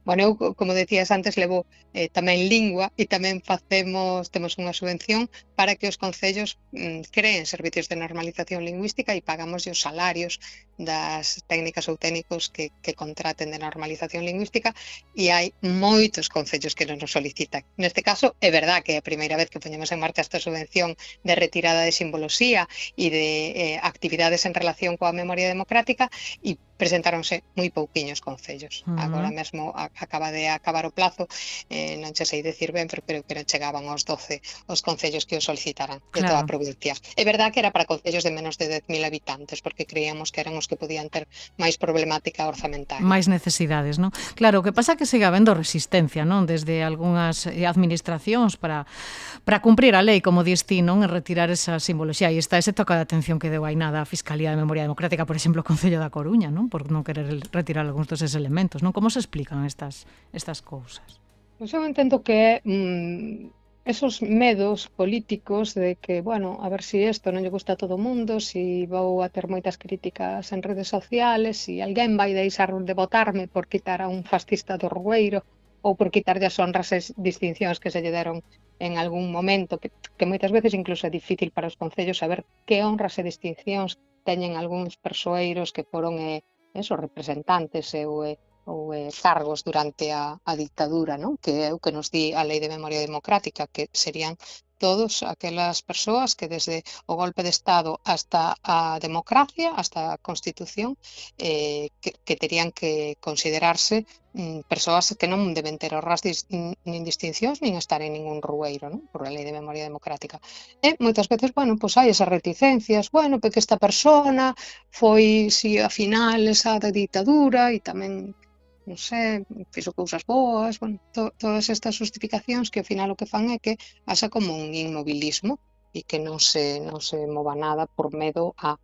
Pero sí que se ve unha falta de valentía por parte dos gobernos a hora de tomar este tipo de decisións. Polémicas aparte, hai outras iniciativas que está acometendo a Deputación da Coruña, como por exemplo ese proxecto, non, para exhumar as fosas de Serantes de Boisaca e de Beira en Carral e esa partida de 150.000 euros que acaba de aprobar hai tan só uns meses o Ministerio de Memoria Democrática. Non sei se sabemos cando e por onde van comenzar, Sol. Pois agora mesmo, a verdade que foi unha grata sorpresa que o Ministerio nos aportara este financiamento de 150.000 euros para que puderamos facer investigación nas grandes fosas que temos na provincia. Nos pusémonos en contacto con Istagra, que creemos que son así a través da universidade os que teñan máis capacidade para facer esta investigación histórica e posible sumación desas grandes fosas, e agora mesmo estamos na fase de investigación, de poñerse en contacto cas familias, cas asociacións memorialísticas dos 3 concellos onde están ubicadas esas fosas. Todo o traballo previo vai ser un traballo documental. Tamén se van facer as catas arqueolóxicas onde creemos que poden estar as fosas, porque, bueno, nos diferentes cementerios é moi diferente un dos cementerios aos outros, porque hai algún na que se supón que eses enterramentos están xa debaixo de nichos que se construíron máis tarde, igual é difícil acceder a eles, vai ser complicado igual en algún caso a exhumar toda a fosa, pero sí que en principio con esta partida orzamentaria o que vamos a facer a investigación, se está empezando nas 3 fosas. É un traballo emocionante, necesario, e aí estamos traballando nestes 3 concellos. O reto é complicado polo que nos trasladan desde as asociacións memorialistas, especialmente no caso das fosas de Serantes e de Beira, non? Creo que son as máis complexas a hora de facer esa intervención. Sí, ademais creese que, polo que din as asociacións memorialísticas ali, que se levan moitos anos estudiando isto, que en algún momento, alrededor dos anos 60, que algunhas das fosas foron removidas, que nos cementerios se cambiaron de ubicación, restos que había, que poden estar, todo así difícil de localizar. Por eso falamos en principio de facer catas para facer esta investigación, porque tampouco é conveniente abrir por abrir, non? Porque ao final é difícil tamén dispor a xestión de identificación e de devolución un dos corpos ás familias, que sería o ideal, claro. Ahora estamos cos estudos previos, pero sabedes cando se pode empezar a traballar xa in situ? Pois non, temos un prazo de finalización. Sí que sabemos que pola propia orde da justificación da subvención que temos que ter rematado antes de final de ano, imos a pedir unha prórroga, pero bueno, son traballos lentos porque hai que falar con moita xente, non sabemos en que momento poderemos acabalo, nos agardamos con que a final de ano xa teñamos resultados e iremos divulgando a medida que se atopen. Esperemos que así sexa. Pois, Sola, moitísimas grazas. Unha aperta. Un saludo, unha aperta. Adiós.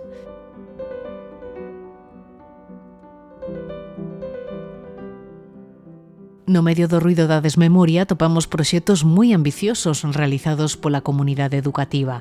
É o caso de Voces Silenciadas, un traballo elaborado polo alumnado de cuarta da ESO do CPI Virxe da Cela de Monfero. Para Chacha era un músico dos melloriños que había. E colleron, e el meteuse polo medio do maínzo, pero algún tiro lle bateu que o mataron. E trouxeron no carro das vacas para a confrería. E ali na confrería tiraron-no como quen tira un trapo. E viñeron buscar a meu pai para que o velara de noite. E eu agarrada nas pernas de meu pai e non me quito. Non o soltei, e fun con el. E veu un falangista e dixo, estará ben morto. E tirou outro tiro. Eso nunca se me foi daqui da cabeza. Nunca. A cueva era bastante pequena.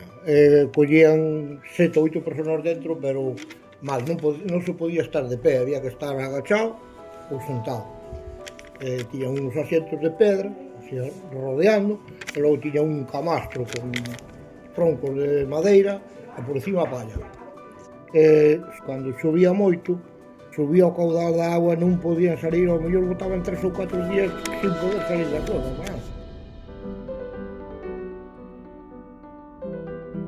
Durante meses, de rapaces e rapazas de 15 e 16 anos dedicáronse a entrevistar os seus veciños e veciñas para recuperar a memoria histórica de Aranga, Irixoa, Monfero e Vilar Maior.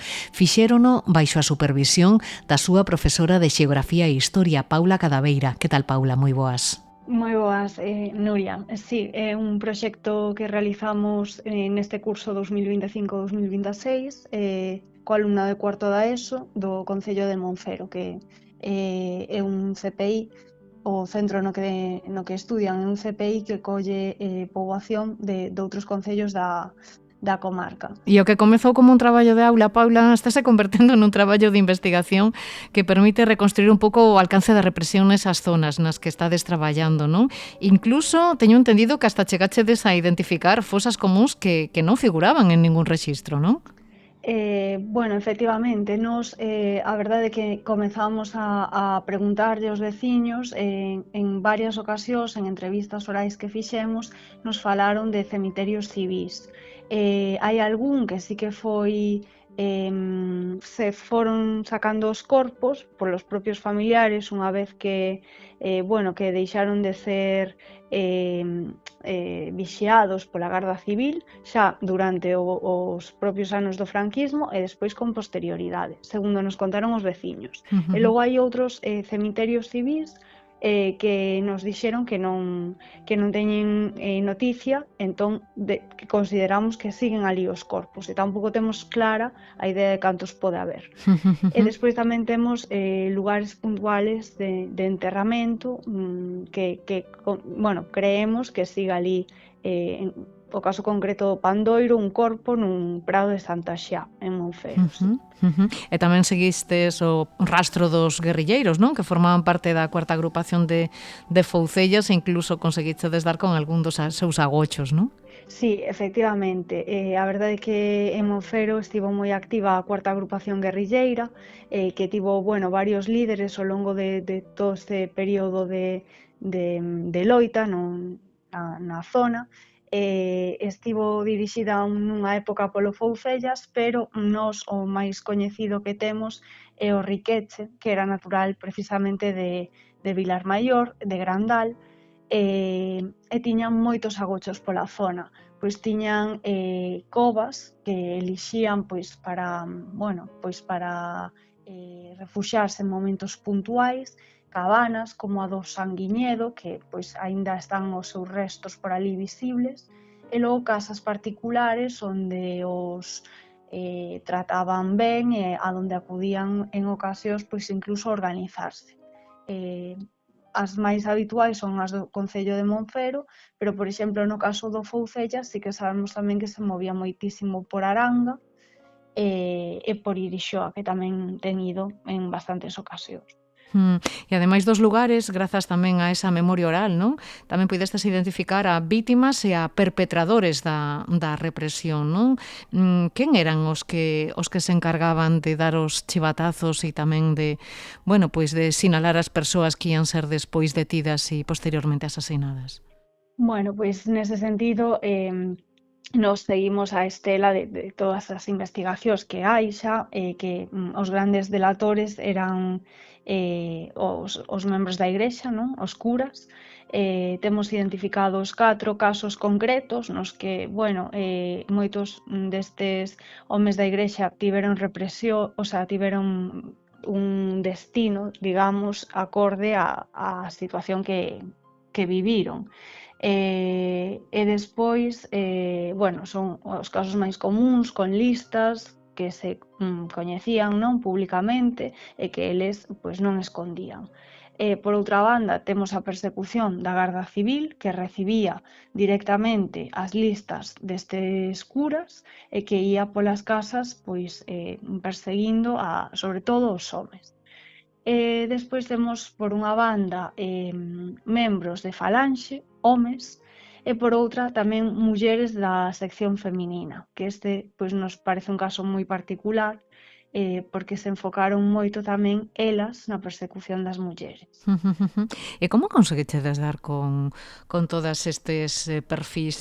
Foi difícil rachar o silencio das vítimas por parte dos rapaces? Pois eu creo que non foi difícil, non. Por unha banda, sí que é certo que ao principio obtivemos información moi rápido, porque as primeiras entrevistas que eles fixeron pois xa nos falaban da cuarta agrupación, de Riqueche, do Foucellas, entón centrámonos moito máis nas actuacións dos guerrilleiros e dos escapados no monte. Despois xa fomos preguntando máis concretamente, e o que sí que nos costou máis, ou a eles les costou moito máis chegar, foi a nomes concretos de delatores, de chivatos, porque eso a veciñanza aínda non o quere dicir abertamente. Hai persoas que sí, pero outras non tanto. De todas formas, eu creo que lles foi doado porque bueno, son uns concellos con pouca poboación, case todos se coñecen, son veciños, entón ao final os rapaces nese sentido creo que conectaron moito mellor coa veciñanza e ofrecen máis confianza que igual unha persoa externa, investigadora, que veña a facer preguntas. E que impacto causou neles este traballo e a información conseguida? Como dixiren elas esta información? Pois a verdade é que dende o primeiro momento que comezaron a facer as entrevistas, todos viron de repente que había moitísimas cousas da súa contorna que descoñecían. Entón, no mesmo momento de empezar, comezaron como a emocionarse con todo o que estaban descubrindo. Nós fomos lendo a maiores información que estaba publicada, sobre todo en artigos de cátedra, con historiadores locais, todo isto xeroulles, eu penso que moitísima emoción. Nun primeiro momento, eso, foi moito impacto, moita emoción, e despois foron dixerindo un pouco o que pasara. En ocasións, eu creo que eles mesmos foron testemuños, non, de historias moi impactantes que lles contaban persoas que o tiveran vivido igual non en primeira persoa, pero sí os seus pais. Por exemplo, algunha historia, algunha foto, algún momento que os impactara moito, que nos poidas contar? Bueno, pois eu creo que cada un deles ten historias particulares, non? Pero, por exemplo, nós estivemos traballando sobre o caso de Churío, que é unha aldea no concello de Irixoa. Eu creo que este caso particular desta aldea tivo moita importancia porque é unha aldea moi pequena.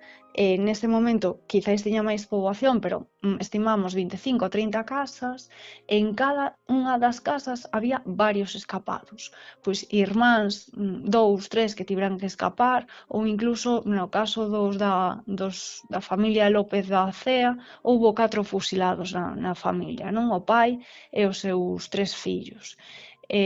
Entón, eu creo que isto si lles impactou, porque nós tivemos aquí pois a filla, por exemplo, de Mariano, que nos contou pois o que lembraba seu pai, como llo transmitía a eles, ou tamén tivemos ao fillo, a outro fillo dun escapado ao monte. E lembraban como os seus pais viviran nunha cova durante máis de 2 anos.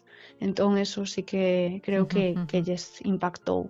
Despois tamén temos un testemunho escrito, unha transcripción, unha descripción, non? Dun home que escribiu unha especie de memorias de 5 carillas de extensión, máis ou menos, que narra como foi o golpe de Estado eses días, non, de incerteza do 18, 19, 20 de xullo de 1936 e como se viviu no concello de Monfero, non? Como os veciños ían escapando ao monte, xa non dormían nas súas casas, como viñan os falanxistas de Pontedeume a requisar armas e a por xente para declarar, e sobre todo pois torturas as que someteron os veciños, non? En concreto, este home narra como o seu sogro foi enterrado vivo. Esa historia tamén a puideron contrastar porque a neta está viva e ofreceuse a dar unha entrevista. Que importante, non? Este contacto directo tamén para educar en memoria, non, Paula? Sí, eu penso que é fundamental que eles poidan entrar en contacto con esta parte da historia a través da investigación, que nós, como docentes, que considero que lles demos esta oportunidade máis ben como para que non se sintan condicionados, eles mesmos poidan comprobar con proximidade que foi o que sucedeu. E que construan a súa propia opinión nun momento de bulos, de manipulación e de negacionismo tamén, non? Tamén, por suposto, sí. Sí. Eles, desde logo, están entusiasmados co proxecto e a profesora e a veciñanza. Como estades? Como vos sentides despois do conseguido? Bueno, pois eu síntome inmensamente orgullosa do traballo que fixeron. Eso ten que ser un orgullo para min, para eles, para as familias e para os veciños, para toda a comunidade educativa, porque conseguiron unha cantidad de información que eu, dende logo, non me esperaba que chegasen a conseguir. Eu penso que pola banda da veciñanza que o traballo foi moi ben recibido. Sí. De feito, sacamos unha especie de revista, non? Con todo o que fomos investigando e que os veciños e veciñas preguntan constantemente onde poden conseguir exemplares. Eu creo que eso é un resultado bastante gratificante. Esperemos que saia libro de aquí, Paula, ou que? Estades traballando niso? Sí, pode ser que sí. Estámoslo intentando, non? Porque nun primeiro momento nos íbamos a pechar a investigación pois no primeiro trimestre, pero dado a cantidad de información que conseguiron e que sabían que podían seguir conseguindo, pois decidimos ampliálo hasta final de curso. E despois veremos que podemos facer con toda esta información, pero sí, a idea sería sacar un libro. Quen sabe, igual sae algún historiador, algunha historiadora desa promoción do CPI Virxe de Cela. Ojalá, sí. Pois parabéns polo voso proxecto, Paula, e tamén, sobre todo, por ese traballo que estades facendo a comunidade docente para implicar a rapazada tamén na educación en memoria. Grazas e un bico tamén da nosa parte para todos eles e elas. Vale, moitas gracias, Nuria. Unha aperta.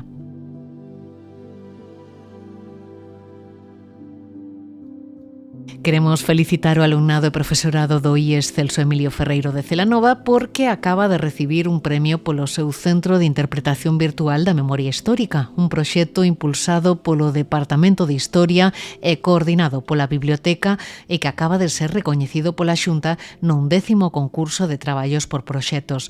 Falamos con Irma Fernández, profesora de Música e responsable da Biblioteca. Hola, Irma, que tal? Moi boas. Moi ben, boa tarde. Bueno, e parabéns, Que maravilla. Bueno, pois moitísimas gracias. Todo o que sexa poñer o ensino público rural no mapa, eso encántanos. Claro. Que podemos ver nese Centro de Interpretación Virtual da Memoria Histórica? Como funciona? Bueno, pois agora mesmo moitas cousas. O que nos empezou a pasar é que había unha liña de traballo que xurdiu así sen telo moi pensado, porque había precuelas, digamos, no Departamento de Historia, no Departamento de Galego. Entón, unha colaboración constante, cada vez máis habitual, co Comité de Memoria Histórica da comarca de Celanova. Entón decidimos darlle un pouco máis de forma e acoller todos esos recursos, esas actividades, esas cousas que iban saindo nun centro de interpretación. Claro, como non temos espazo polo momento, decidimos que fora un centro de interpretación virtual, onde almacenar todos esos recursos e tamén, ao mesmo tempo, podelos partillar por se poden ser exportables a outros centros, que nos pensamos que sí, porque o que facemos nós o pode facer todo o mundo. Pero de que tipo de recursos estamos a falar? De que fontes bebedes? Bueno, é que é super variado, que non sei por onde empezar. Por exemplo, un roteiro da memoria dos lugares de memoria histórica de Celanova, vila e comarca. Entón, información buscada polos alumnos, coa súa localización, digamos, as súas coordenadas para quen queira facer ese roteiro o poda facer. Unha ferramenta informativa. Despois, levamos á práctica, en formato físico, digamos, ese roteiro. Pois fixemos un videomontaxe co alumnado, aparece tamén os do Comité de Memoria Histórica que nos guiaron a ruta, pois con unha banda sonora que fixo o Departamento de Música e un recital de poesía comprometida, digamos, que fixeron os da FP Básica, pois eso é un vídeo. Aí tamén foi o Centro de Interpretación Virtual. Un artigo periodístico que fixeron os de Galego sobre o campo de concentración de Mataus, en donde hai, bueno, celanoenses che foron a parar ali, pois tamén, aí foi a... Entón, hai recursos variados, algúns, por exemplo, elaborados por nós, por exemplo, un estado da cuestión de que outros museos da memoria hai, que son moitos, e nós cando empezamos a facer este estado da cuestión non nos coñecíamos. Pois importante, non? E bueno, pois todas esas cousas podemos atopar e todo o que vamos facendo. Claro, e que seguiredes facendo porque supoño que será un proxecto aberto, non sei canto tempo levades con el, canto tempo vos levou coordinar todas esas actividades e departamentos? Bueno, pois a ver, eu penso que así o punto de partida de témolo que facer xa foi o finais do 2022 cando o Comité de Memoria Histórica da comarca de Celanova dounos unha cousa moi importante para nós, que é a placa das escolas da República de aquí de Celanova, que bueno, apareceu que estaba escondida na casa dun veciño que a escondera, e o veciño fixo ya chegar o comité dounola a nós para que a tivéramos exposta e todo o mundo soubera o que era aquelo. Entón dixemos, isto hai que facer unha liña de traballo e que se pode ser conxunta mellor. Entón, si, eso foi como a finais do 2022 e logo tamén outra das pedras de toque foi a exhumación da fosa dos asturianos co equipo dirixido por Fernando Serrulla, e todo iso contáronolo nun acto de unha xornada de memoria histórica e dereitos humanos que organizou o Departamento de Historia en colaboración co Comité, que foi en febreiro do 23. Que, bueno, foi un acto moi emotivo no auditorio de Celanova, onde asistiu todo o instituto, bueno, onde o propio Fernando Serrulla tamén nos explicou o seu traballo como antropólogo forense, onde interviu Ixinio, o presidente do comité, e, bueno, foi un día moi emocionante. Claro, e como reacciona a rapazada? Está interesada nestes asuntos relacionados coa memoria histórica neste momento no que sempre se fala do desinterese da xente nova polo acontecido durante o franquismo? Como conseguides vos captar a súa atención? Home, hai de todo, pero eu penso que hai un par de cousas que igual son as que funcionan. Por un lado, os nosos propios espazos, que non fixemos nada para telos, pero claro, cando ti lle dis é que aquí no salón de actos, que agora facemos as festas, antes era a celda de castigo, os presos chamábanlle La Leona, e se salías dali era para que che deran un tiro no forriolo. Entón, cando entran, empezan a imaginar aquelo, eso é de verdad. Tes que ser moi frío e moi, non sei, para que non che afecte eso, porque está loendo. Por outra parte, eu penso que outro pilar fundamental de chegar ao alumnado é o ben que traballa o Departamento de Historia e como nos animaron os demais a traballar niso. Eu, como coordinadora da biblioteca, pareceme que fan un traballo moi ben feito, moi riguroso, e nun tono moi bo. Nun tono, pois eso, que un pouco que responde o lema, non? O lema de verdade, xustiza e reparación, o que buscamos todos, claro. E percibides que mudara a concepción que teñen os nenos e as nenas da ditadura despois de realizar este proxecto, de verse inmersos neste centro de interpretación virtual da memoria histórica? Pois na maioría dos rapaces eu penso que sí. Eu penso que sí. Non sei, por exemplo, eu como bibliotecaria, non? Como coordinadora da biblioteca, eu traballo con eles, por exemplo, recital de poesía, que, bueno, pois aquí o noso Celso Emilio ten uns poemas estupendos, pero, bueno, pois moitos máis, non? Como cando falas destes temas xa non é unha risa ou non é un tema baladí, senón que se meten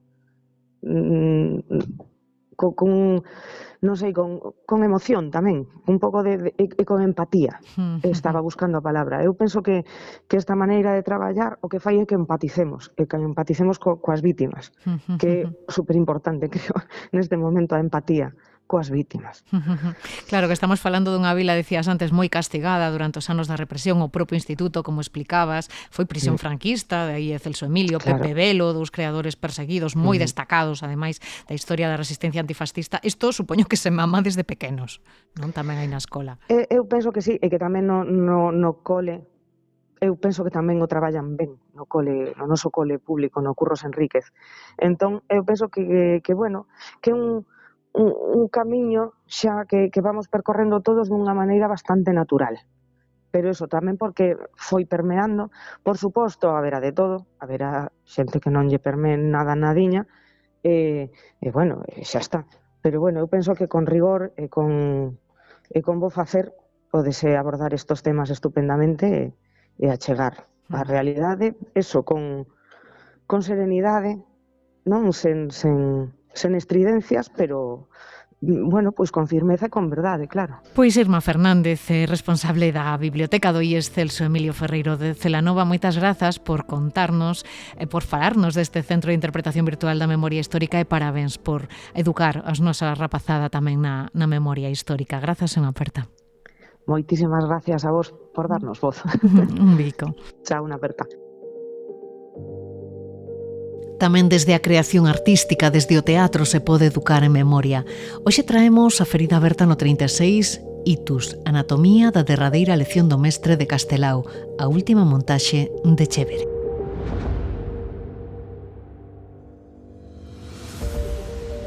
Esta é a historia dun cadro asinado por unha persoa que foi perdendo a vista ata quedar case cega. Se hoxe estivese aquí, tamén necesitaría todas estas descripcións para seguir o que pasa no escenario.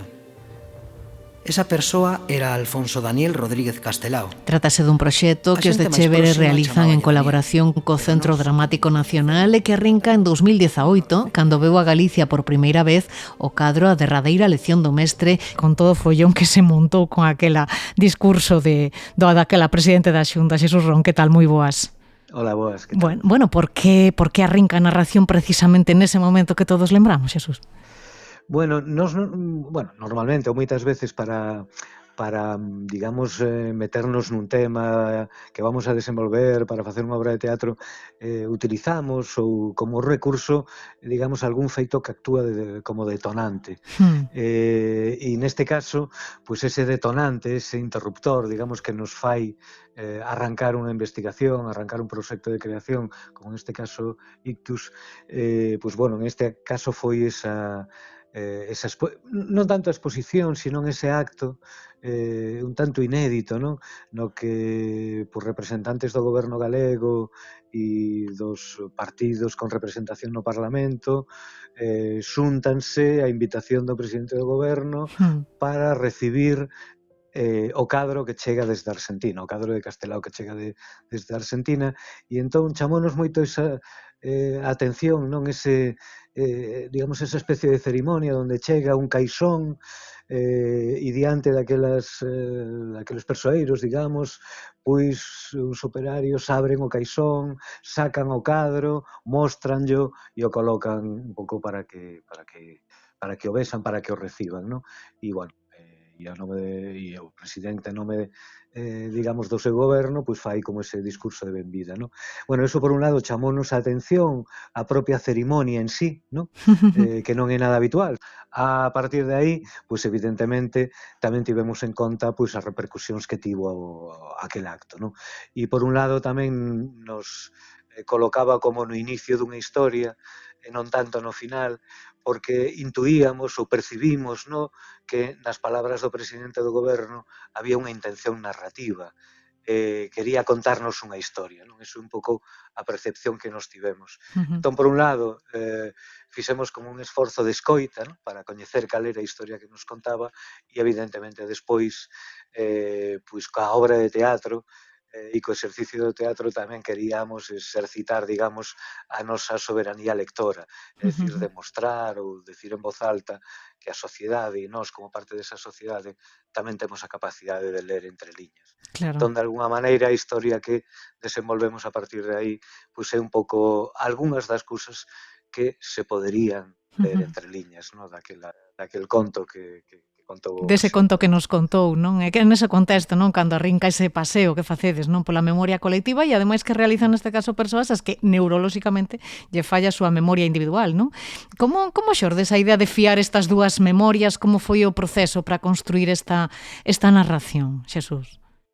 Pois mira, bueno, moitas destas cousas tamén ocurren un pouco por casualidade, non? Porque é unha casualidade que non é tal casualidade, non? Sino que sería unha especie de sincronización. Pero bueno, que tamén, digamos, que responde a esa actitude de escoita, non? Como que nós, pues, durante os procesos de traballo estamos aí tendo a moi en conta, non? Nós realmente non sabíamos como achegarnos ao mundo da memoria histórica, é un tema que nos interesaba desde había moito tempo, xa estivéramos seducidos polas memorias de Sir Alonso, claro, e fixéramos unha tentativa no ano 2006 para traballar sobre elas e leválas ao teatro, e tivemos algunha outra tentativa polo camiño, non?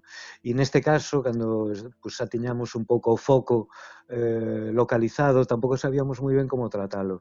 E, bueno, asistimos Patricia e eu a unha charla a que nos convidaba a Asociación Dano Cerebral Galicia, onde pois, unha muller que tiña un dano cerebral, pois contaba como era a súa realidade, o seu día a día. E chamounos moitísimo a atención a importancia, no, que lle daba a memoria, digamos que tiña unhas perdas de memoria importantes, e a importancia que lle daba a memoria e a exercitar a memoria, a adestrar a memoria, a manter a memoria, non? E o que nos estaba tratando de dicir en aquela charla era que realmente para loitar contra o seu illamento social, non? Para poder participar da sociedade, algo que era fundamental era a memoria, non? E se non recuperaban e adestraban a súa memoria, pois quedarían como illados. E nos, digamos que nos colocou con unha posición demasiado distinta ou contraria, non? Do que estamos acostumados a ver como sociedade cando se pretende facer memoria sobre o golpe de Estado do 36 e sobre todo a violencia que desatou e como as secuelas, non? Daquel trauma, digamos, da nosa memoria chegan ata hoxe, non? E percibíamos que aquel conto que nos contaba o presidente do goberno de alguna forma era unha secuela, non? Daquel trauma original. Estas persoas que tamén sufriron ese golpe e que sufriron ese golpe traumático e que afecta a memoria, estaban enfrontando o trauma dunha maneira moi distinta, non? Moito máis constructiva, nos parecía, e que podería conectar moito máis con un público de hoxe, non? E de aí surde a idea de incorporar na nosa historia, digamos, o testemunho dunha muller que está tratando de recuperar a súa memoria persoal, non? Tamén é unha maneira de superpoñer, por un lado, un plano dunha memoria individual e, por outro, un plano dunha memoria colectiva, non? Sufrín un ictus o 3 de outubro de 2018 en Santiago de Compostela, nun acto organizado polo goberno para recibir un cadro de Castelao titulado A derradeira leición do mestre. E pasoume o que temían os romanos. Esquecín quen era e de onde viña. Hai moito traballo, moita documentación detrás, non? Tamén vos o contades desde o primeiro momento. Que non sei cales foron as principais dificultades a hora de poñelo en escena. Bueno, sobre todo ten que ver con iso, con atopar esa forma de contar a historia, de abordar a historia. Si é certo que, bueno, hubo un traballo de investigación ou de documentación por detrás, moitas veces é un traballo de procura, ¿no? Por si en ese propio proceso de documentación surden, non sei, informacións, datos, anécdotas, descubertas, un pouco aínda que sean laterais, non? E aquí, bueno, pues traballamos moito por un lado sobre Castelao e sobre todo sobre as condicións do exilio, entendendo que o noso interés iba centrado un pouco ao momento en que Castelao pinta o cadro, digamos, a versión, no, en lenzo, en gran tamaño, en gran formato, daquela lámina original que aparecera en Galicia Mártires e que logo foi este cadro, a derradeira lección do mestre. E, por outro lado, tamén estivemos investigando e documentando a morte de Bóveda. De Alexandre Bóveda, que de alguna forma tamén é o que se representa nese cadro. De aí tivemos a sorte, bueno, pues de contactar e de ter acceso ao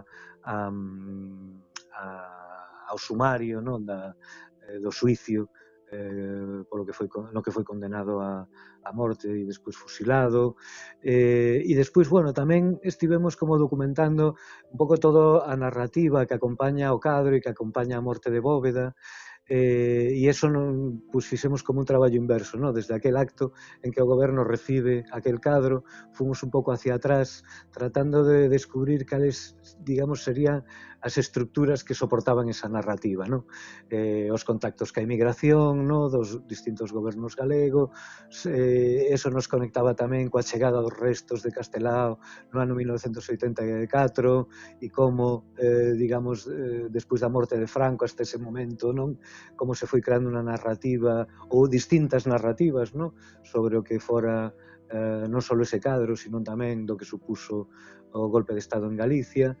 E de alguna maneira, bueno, de todo ese traballo, pois sí que había como algunhas liñas que teñamos claro, ou algunha intención que está presente na obra, creo, e que nos interesaba tamén poñer en riba do escenario, era un pouco esas características que diferencian a memoria sobre o golpe de Estado que podemos ter en Galicia e no resto de España.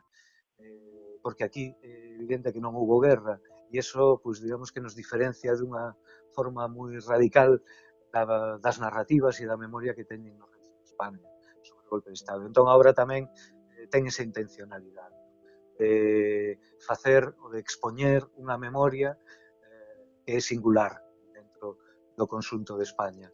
E por eso o cadro tamén nos interesaba, nos parecía que era pois moi interesante, non tanto pola narrativa que se creou sobre o cadro, senón pola súa conexión con aqueles dous álbumes, sobre todo de Galicia Mártir, pero tamén co de Atila en Galicia, onde, de alguna forma, Castelao fai seguramente unha das primeiras representacións gráficas dun xenocidio, porque se nos fixamos nos dibuxos de Castelao deses dous álbumes, aí non hai escenas de guerra, non hai bombardeos, non hai enfrentamentos entre dous exércitos, non hai escenas de trincheira, que moitas veces sí están aparelladas á memoria da guerra civil no resto de España. Aquí o que vemos son pois torturas, vemos a mulleres, a nenos, a vellos, a homes pois vulnerables, xente que se suicida, que escapa, fusilamentos, non?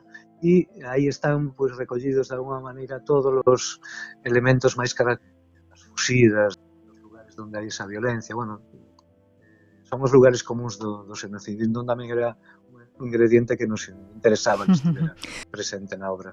A clave é como superar, non, esa desmemoria, eses silencios, esos discursos negacionistas, non, que todo anegan, esos discursos do odio que aparecen todos os días nas redes sociais e que tamén están promovendo, non, os nosos representantes políticos. Vale, aí esta reacción de Feijóo, non, cando se recibiu ese cadro. Unha amnesia, un silencio que causa aínda moitísimo sufrimento ás familias, non, igual que esa perda de memoria accidental que sofren os enfermos neurolóxicos, está é un sufrimento aínda maior, este silencio imposto, non, que causa tanto sufrimento global, non? Pois sí, nós tamén a historia contámola un pouco como unha reivindicación da memoria e do acto de rememorar, non? Facémolo desde o teatro porque tamén nos parece que o teatro sigue mantendo un algo de asamblea cidadá, non? Cando nos juntamos pois dentro dun teatro e digamos que ten esa forza política en canto a reunión, en canto a asamblea cidadán, pero por outro lado tamén ten esa capacidade de contar historias persoais, non? Entón, digamos que desde esa idea de asamblea, nos nun teatro, pois digamos que estamos facendo memoria cultural e memoria colectiva. E a reivindicación un pouco da obra é iso, a necesidade de recordar xuntos, non? De ter que chegar a un acordo sobre aquilo que debemos recordar xuntos. O que non pode existir é un recordo totalmente contraposto e diferenciado dunha parte da sociedade e outro que non ten nada que ver de outra parte, non? E é esa reivindicación, non, do común. A obra leva xerando 2 meses pola reacción do público, non? Cando acode a ver ictus, crees que está preparada a sociedade galega para recuperar esa memoria ou vedes que continúa amnésica en algúns sectores? Cal é a vosa diagnose?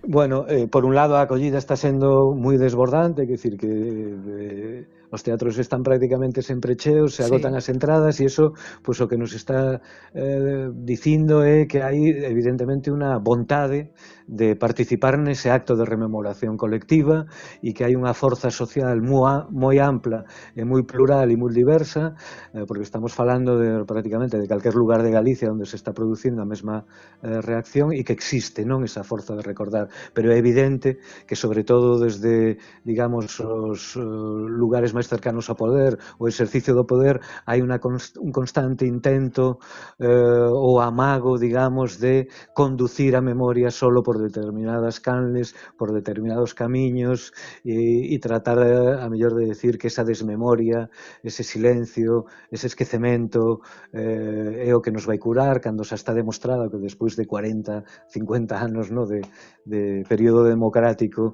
ou de postditadura hai unha asignatura pendente como sociedade e como país que temos pendente, que é o de crear esa memoria colectiva, común, sobre o que supuso, digamos, o trauma do golpe de Estado do 36. E poder pechar por fin esas feridas abertas 90 anos atrás, non? Que ainda sen cicatrizar. Para nós, e é unha lección un pouco aprendida desta xente coa que estivemos falando tanto, no? Pois que ten un dano cerebral provocado por un golpe, pois a lección que podemos aprender creo que é esa, que para seguir adiante, para pechar esa ferida, para encarar o futuro, debemos de pechar desde logo esa ferida e que esa ferida non se cura, non se pecha esquecendo, senón facendo memoria. Dicíamos antes que é difícil conseguir entradas para ver ictus, pero que oportunidades temos aínda de ver a obra? Por onde ides rodar nos próximos días? Pois mira, o que nos queda por facer agora no mes de maio, nos queda Narón, que vai ser como a última función deste primeiro período de xira, que é xusto 17 de maio, domingo 17 de maio, entón, bueno, pois pode ser un bo lugar para encontrarnos. A partir do Grao, pois sí, e despois durante o Grao e despois do Grao, pois seguiremos en xira e, bueno, serán máis datas que aínda non temos confirmadas totalmente. Pois nada, Xesús, moitas grazas por achegarte a Ferida Aberta no 36 e por facer tamén do teatro o mellor dos antídotos, non? Contra esa desmemoria. Moitísimas grazas, unha aperta. Unha aperta.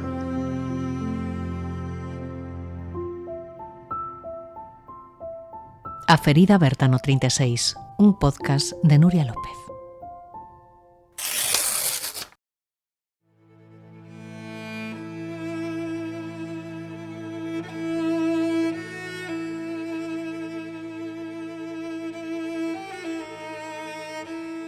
É o momento non de cambiar as regras, senón de xogo. É o momento de mudar o mundo, de cambios profundos e estruturais, pero tamén conceptuais. É o tempo do feminismo, é dicir, da xustiza, da igualdade, da liberdade, da dignidade e tamén, por que non, da felicidade.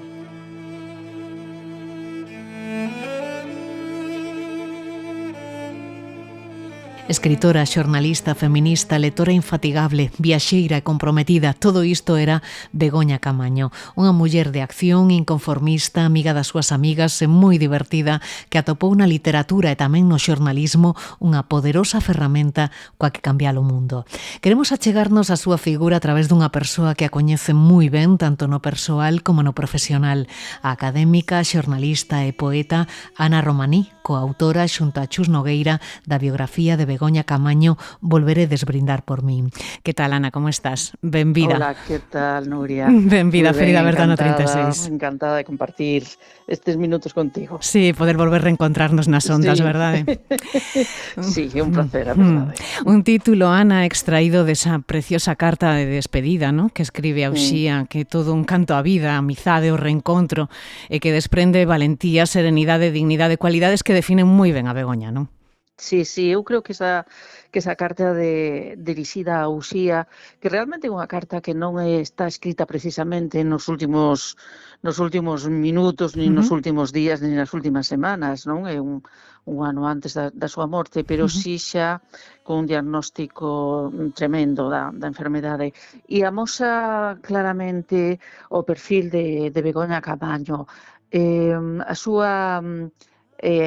súa maneira de estar no mundo, de concibir a vida e tamén de enfrontarse á morte, á desaparición.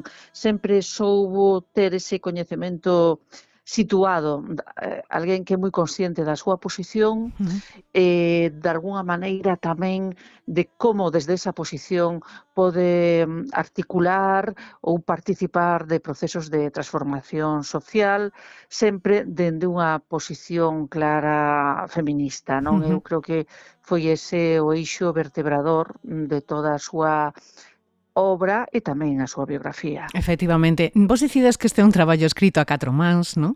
Sí. No que ides vos queixando ese universo de Begoña a través dunha estrutura ademais epistolar, onde cada correo, cada carta permite ás lectoras viaxar a eses lugares, a eses momentos destacados na traxectoria vital e profesional da autora homenaxeada este ano no Día das Letras. E ides tecendo desde o rigor, pero tamén desde o corazón esta biografía. Como foi para ti este proceso de reconstrucción, Ana? Foi moi complexo. É moi difícil, sí.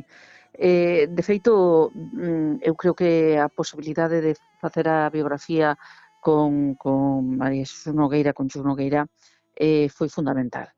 Eu dende logo, non podería chegarme ao percorrido biográfico e intelectual de Begoña Camaño porque é moita proximidade, está moi viva entre nós. Sí. É unha figura que aínda respira entre nós, entón non tiña ou non podía ter unha distancia necesaria e imprescindible para facer un traballo destas características. Por iso foi que este diálogo que establecimos entre Chus Nogueira e eu a través dos correos electrónicos e a través desa conversa entre as dúas para ir debullando a figura de Begoña Camaño facilitou un pouco ese proceso, porque se ben era moi emocionalmente difícil, sí, e de moita dor, realmente. Houbo correos que escribín chorando, isto é así. Notase na lectura do libro, sí. Sí, pero bueno, en fin, as dúas voces permitiron que puidéramos de alguma maneira achegarnos cunha certa distancia tamén, porque é fundamental, non podes ter tanta implicación que non te permita compartir unha observación da súa vida e da súa obra cun certo rigor, claro. Non sei se en certo modo tamén foi para vos unha experiencia sanadora. De alguna maneira sí. De alguna maneira sí. Porque tamén nos permitiu, a min permitiume estar con Begoña Camaño de outra maneira. Claro. Entón, non só dende a dor e dende a ausencia, senón tamén dunha certa compañía, non? dun certo acompañamento. E tamén nos permitiu as dúas, pero bueno, eu tamén falo só de min, pero permitiunos descubrir partes da figura da amiga Begoña Camaño que non coñecía con tanta Por profundidade. exemplo? Por exemplo, a súa bagaxe intelectual, non? A solidez da súa formación intelectual. Eu sabía e coñecía porque falábamos moito e Begoña Camaño era unha gran conversadora. Para ela a dúbida, o coñecemento, a curiosidade, o saber eran elementos fundamentais que eu creo que tamén que son o punto de partida de todo o seu proxecto literario, xornalístico. E entón falábamos moito, pero mesmo así, mesmo coñecendo moi ben a Begoña Camaño nesa proximidade de moitos anos de amizade, quedei moi sorprendida desa bagaxe intelectual, da amplitude dos seus coñecementos, por exemplo, de política internacional, economía, quero dicir, en ámbitos nos que, bueno, pois Dos que igual vos non coñecía falabades tanto. na intimidade. Claro, sí, efectivamente. Claro. E logo despois, claro, eso foi unha... E de como todo está relacionado na súa obra, na súa vida, no seu xornalismo, iso tamén, como se van establecendo esa cartografía en base a puntos que se van unindo, non? Iso tamén, bueno, de alguma maneira foi un pouco sorprendente. Claro, porque isto ven sendo como un tránsito polos lugares, polos momentos que marcaron a súa infancia, a súa xuventude, os seus anos de madurez, e como ti dis, resulta imposible, non? Separar todas esas facetas de Begoña, Begoña xornalista, Begoña escritora, Begoña activista. Sí, eu creo que está todo vinculado, está todo relacionado, todo se vai movendo ademais ao redor dos mesmos eixos, non? Que o feminismo como vertebrador e un proxecto de transformación social, un proxecto de transformación do mundo, non? Ela era unha lectora moi lúcida da realidade, tiña instrumentos para analizala desde outros lugares, con outras perspectivas, e todo en función da procura dun mundo mellor.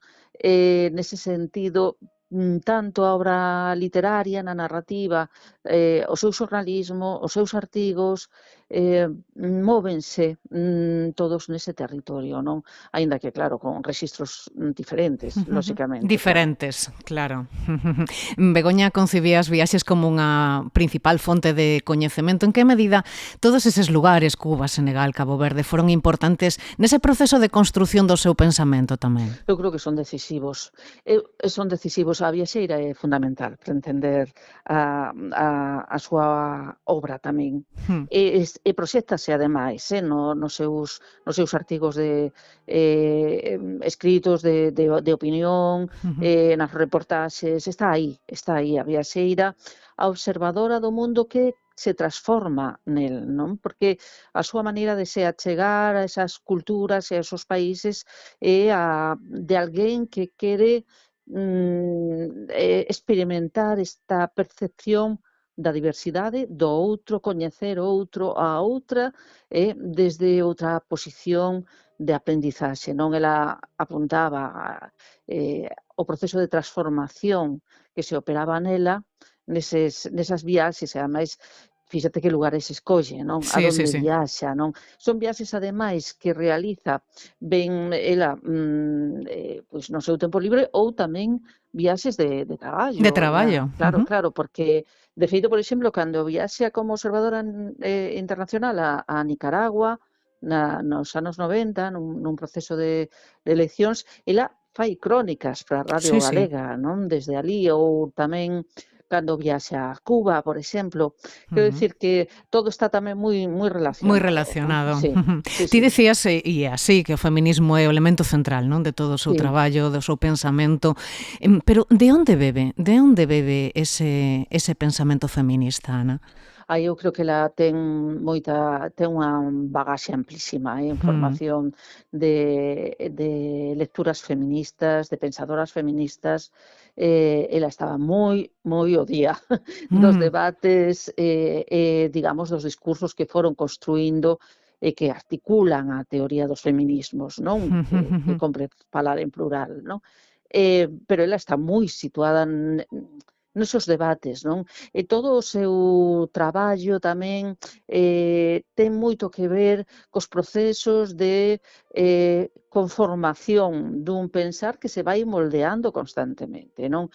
É un pensamento activo, que non é un pensamento que se asenta firme senón que de alguma maneira se vai mobilizando, se vai moldeando, se vai conformando en relación coa realidade, coas urxencias da realidade, co que hai que facer.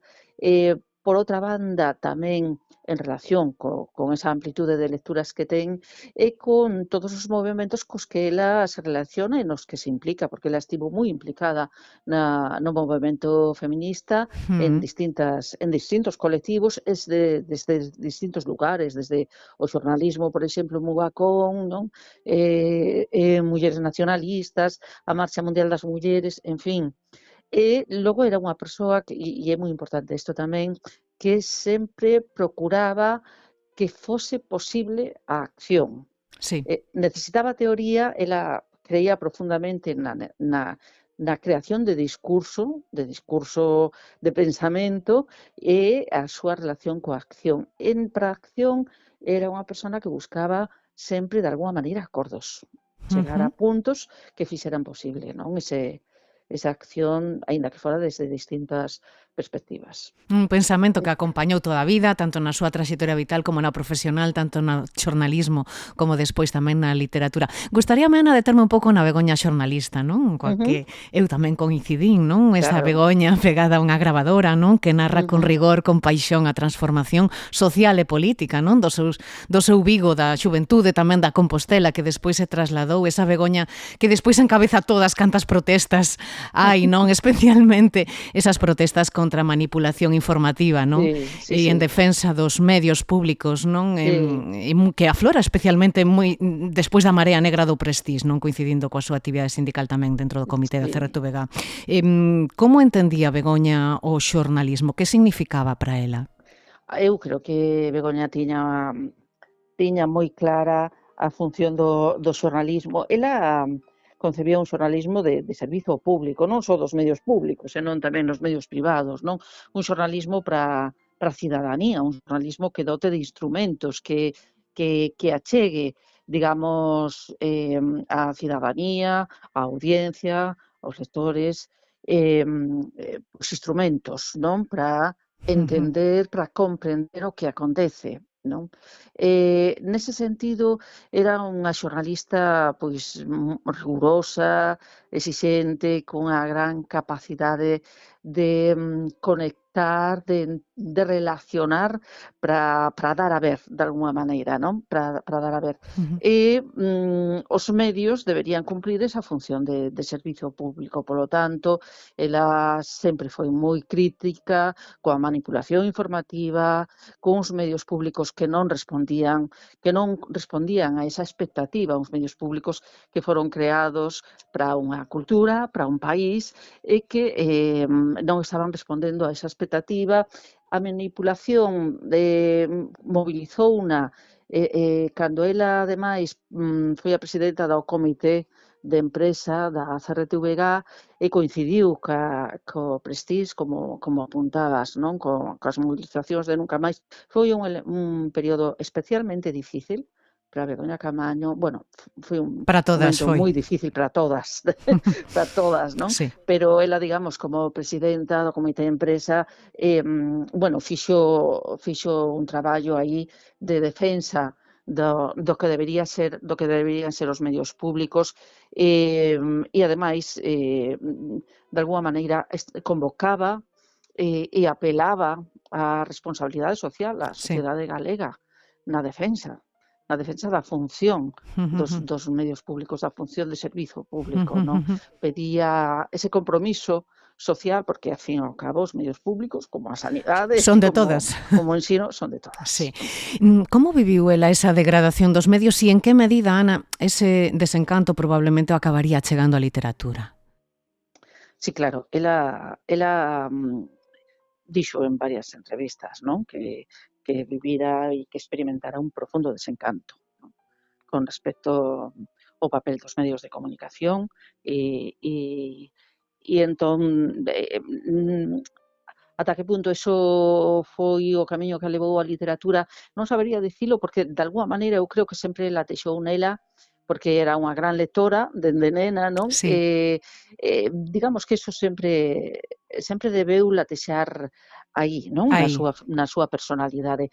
Pero creo que sí foi decisivo que nos medios non poidera cumprir, digamos, as expectativas que la tiña, non? Ela dixo en algún momento, por sorte a realidade pertinace abonda con abrir os ollos para descubrir todo o que os medios nos agochan, non? Todo o que non nos queren contar. Ela busca outro xeito de contalo a través da literatura e, efectivamente, en algunha das entrevistas explica que se sentiu, bueno, de alguna maneira moi decepcionada e que procurou na literatura pois outro camiño. Destacabas aí un cachiño esa gran bagaxe intelectual de Begoña, non? Que se reflicte tamén na súa obra literaria. A min hai unha pregunta que sempre me fixen. Por que tardou tantos anos en publicar? Ben, ela dixo que ata ese momento non sentiu a necesidade de escribir. Que escribiu cando pensou que tiña algo que decir e algo que achegar. Entendo que así foi e que ata ese momento o xornalismo cubría as expectativas, permitíalle de alguma maneira canalizar, non? O seu proxecto e cando xa non pode ser así, entonces escribe. Pero escribe unha novela que non é unha novela dunha persona primeiriza, é unha novela dunha persona adulta, en plena madurez, e moi consciente do que está facendo, porque ela sempre, como gran lectora que foi, sempre dialogou coa literatura, non? E cando empeza a escribir, hai si algo de proba no inicio de a ver si son quen de escribir fora do marco do rexistro informativo, digamos, no? Que tanto o que ademais estaba feita. condiciona, claro, e que no caso da radio condiciona moitísimo, Moito non? Porque é un máis. rexistro moi específico, e hai algo deso, hai algo de vou ver si podo, vou ver si son quen. Claro que podía.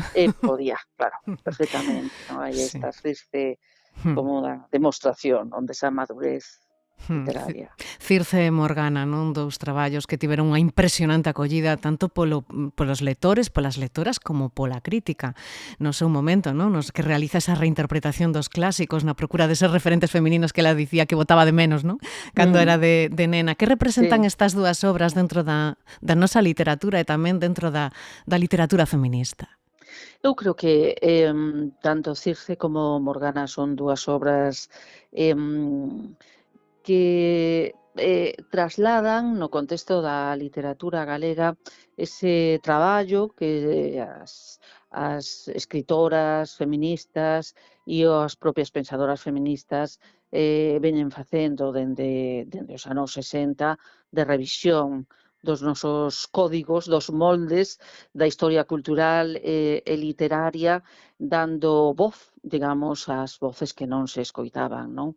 Escribir, reescribir, para entender que pasou, que silencio nos convocou, de alguna maneira, que voces convocamos, non? Entón, Begoña Caamaño inscríbese aí a súa obra escríbese nesa tradición e ao mesmo tempo ofrece outra lectura dunha tradición con moita presenza e proxección na literatura galega, como é a materia de Bretaña, ou outra tradición tamén que de alguma maneira define a historia da cultura que é toda a literatura clásica, non? Ofrece outras olladas, inscribe outras perspectivas, pero eu situaría, bueno, eu e a crítica literaria sitúa aí, non? Nesa relectura que, bueno, fíxose tamén desde a poesía en Galicia nos anos 90, e que se inscribe nesa trayectoria de reescrituras desde o feminismo. A lectura e tamén a escrita acompañaron ata o final. Non sei que proxectos quedaron no caixón, Ana, e non sei se veremos algún inédito de Begoña este ano, no que as letras lle renden homenaxe. Non, por desgraza, non. Ela tiña proxectos, tiña o proxecto de completar o que sería a triloxía dos mitos con unha novela sobre Xerezade. Por outra banda, tamén xuntaba documentación para unha novela sobre a memoria familiar a través da figura da súa avoa e da súa bisaboa. Sí. Sabemos deses proxectos porque ela falou deles, porque xuntara xa documentación. Ela era unha persona que se documentaba moitísimo, non só como xornalista, senón tamén como narradora, e xuntara documentación para eses proxectos, pero que non saibamos, polo coñecemento que temos, non chegou a materializar. Comezou a escribir, pero nos nalgún momento plantexamos o interrogante si escribía polas noites e borraba polo día, non? Como Penélope, pero ao revés. Begoña, figura homenaxeada este ano no Día das Letras. Que tal está sendo a conexión co público máis novo, Ana? A conexión entre Begoña e as novas xeracións? Que estades percibindo? Pois estamos percibindo con sorpresa, moi gratamente, que hai unha conexión moi interesante a través da radio. Non me digas. E a través do medio audiovisual. Sí. Nos centros de ensino, por exemplo, nos institutos, está funcionando esa conexión a través das radios escolares, por exemplo, ¿no? Que se están desenvolvendo proxectos alrededor de Begoña a través da Begoña xornalista radiofónica.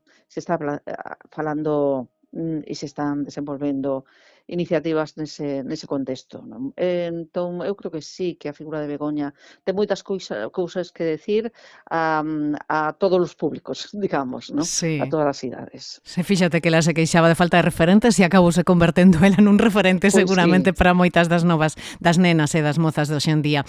Como ti que a coñeceches tanto, como crees que reaccionaría vendose no centro de atención este ano das letras, con toda esa institucionalidade e pompa que sempre acompaña esta celebración? Sí, pois non o sei.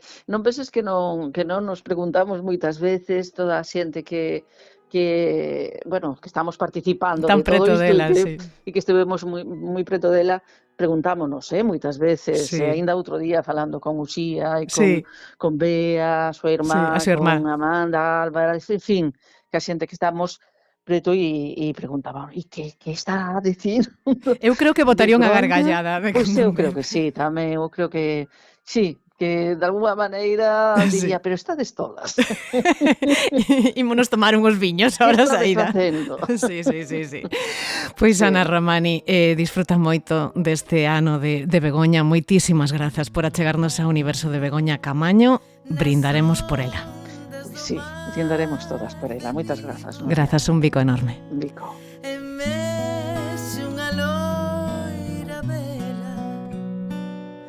Nos teus brazos o abrigo, na túa fronte unha estrela.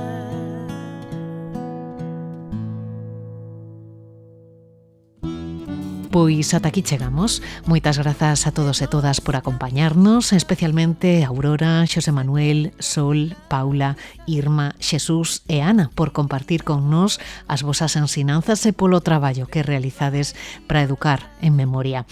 Moi pronto volveremos con todos vos, con todas vos, con máis historias como estas. Xa sabes que podes atoparnos en Spotify, iBooks, YouTube, Podimo e Apple Podcast e tamén nas nosas redes sociais. Ata cando queiras. Ai, Begoña, compañeira, muller libre feminista, coa alegría por bandeira, nos ollos a rebeldía. Ai, Begoña, compañeira, muller libre feminista, coa alegría por bandeira, nos ollos a rebeldía. Nas rúas de Compostelá Compostela, berrando polas mulleres, nas manis e na taberna, ou no colo dos praceres. Desde sempre viaxeira, viviches andando a terra, de Cuba a Chichiriviche, por un mundo sen fronteiras. Ai, Begoña, compañeira, muller libre e feminista, coa alegría por bandeira, nos ollos a rebeldía. Ai, Begoña, compañeira, muller libre e feminista, coa alegría por bandeira, nos ollos a rebeldía.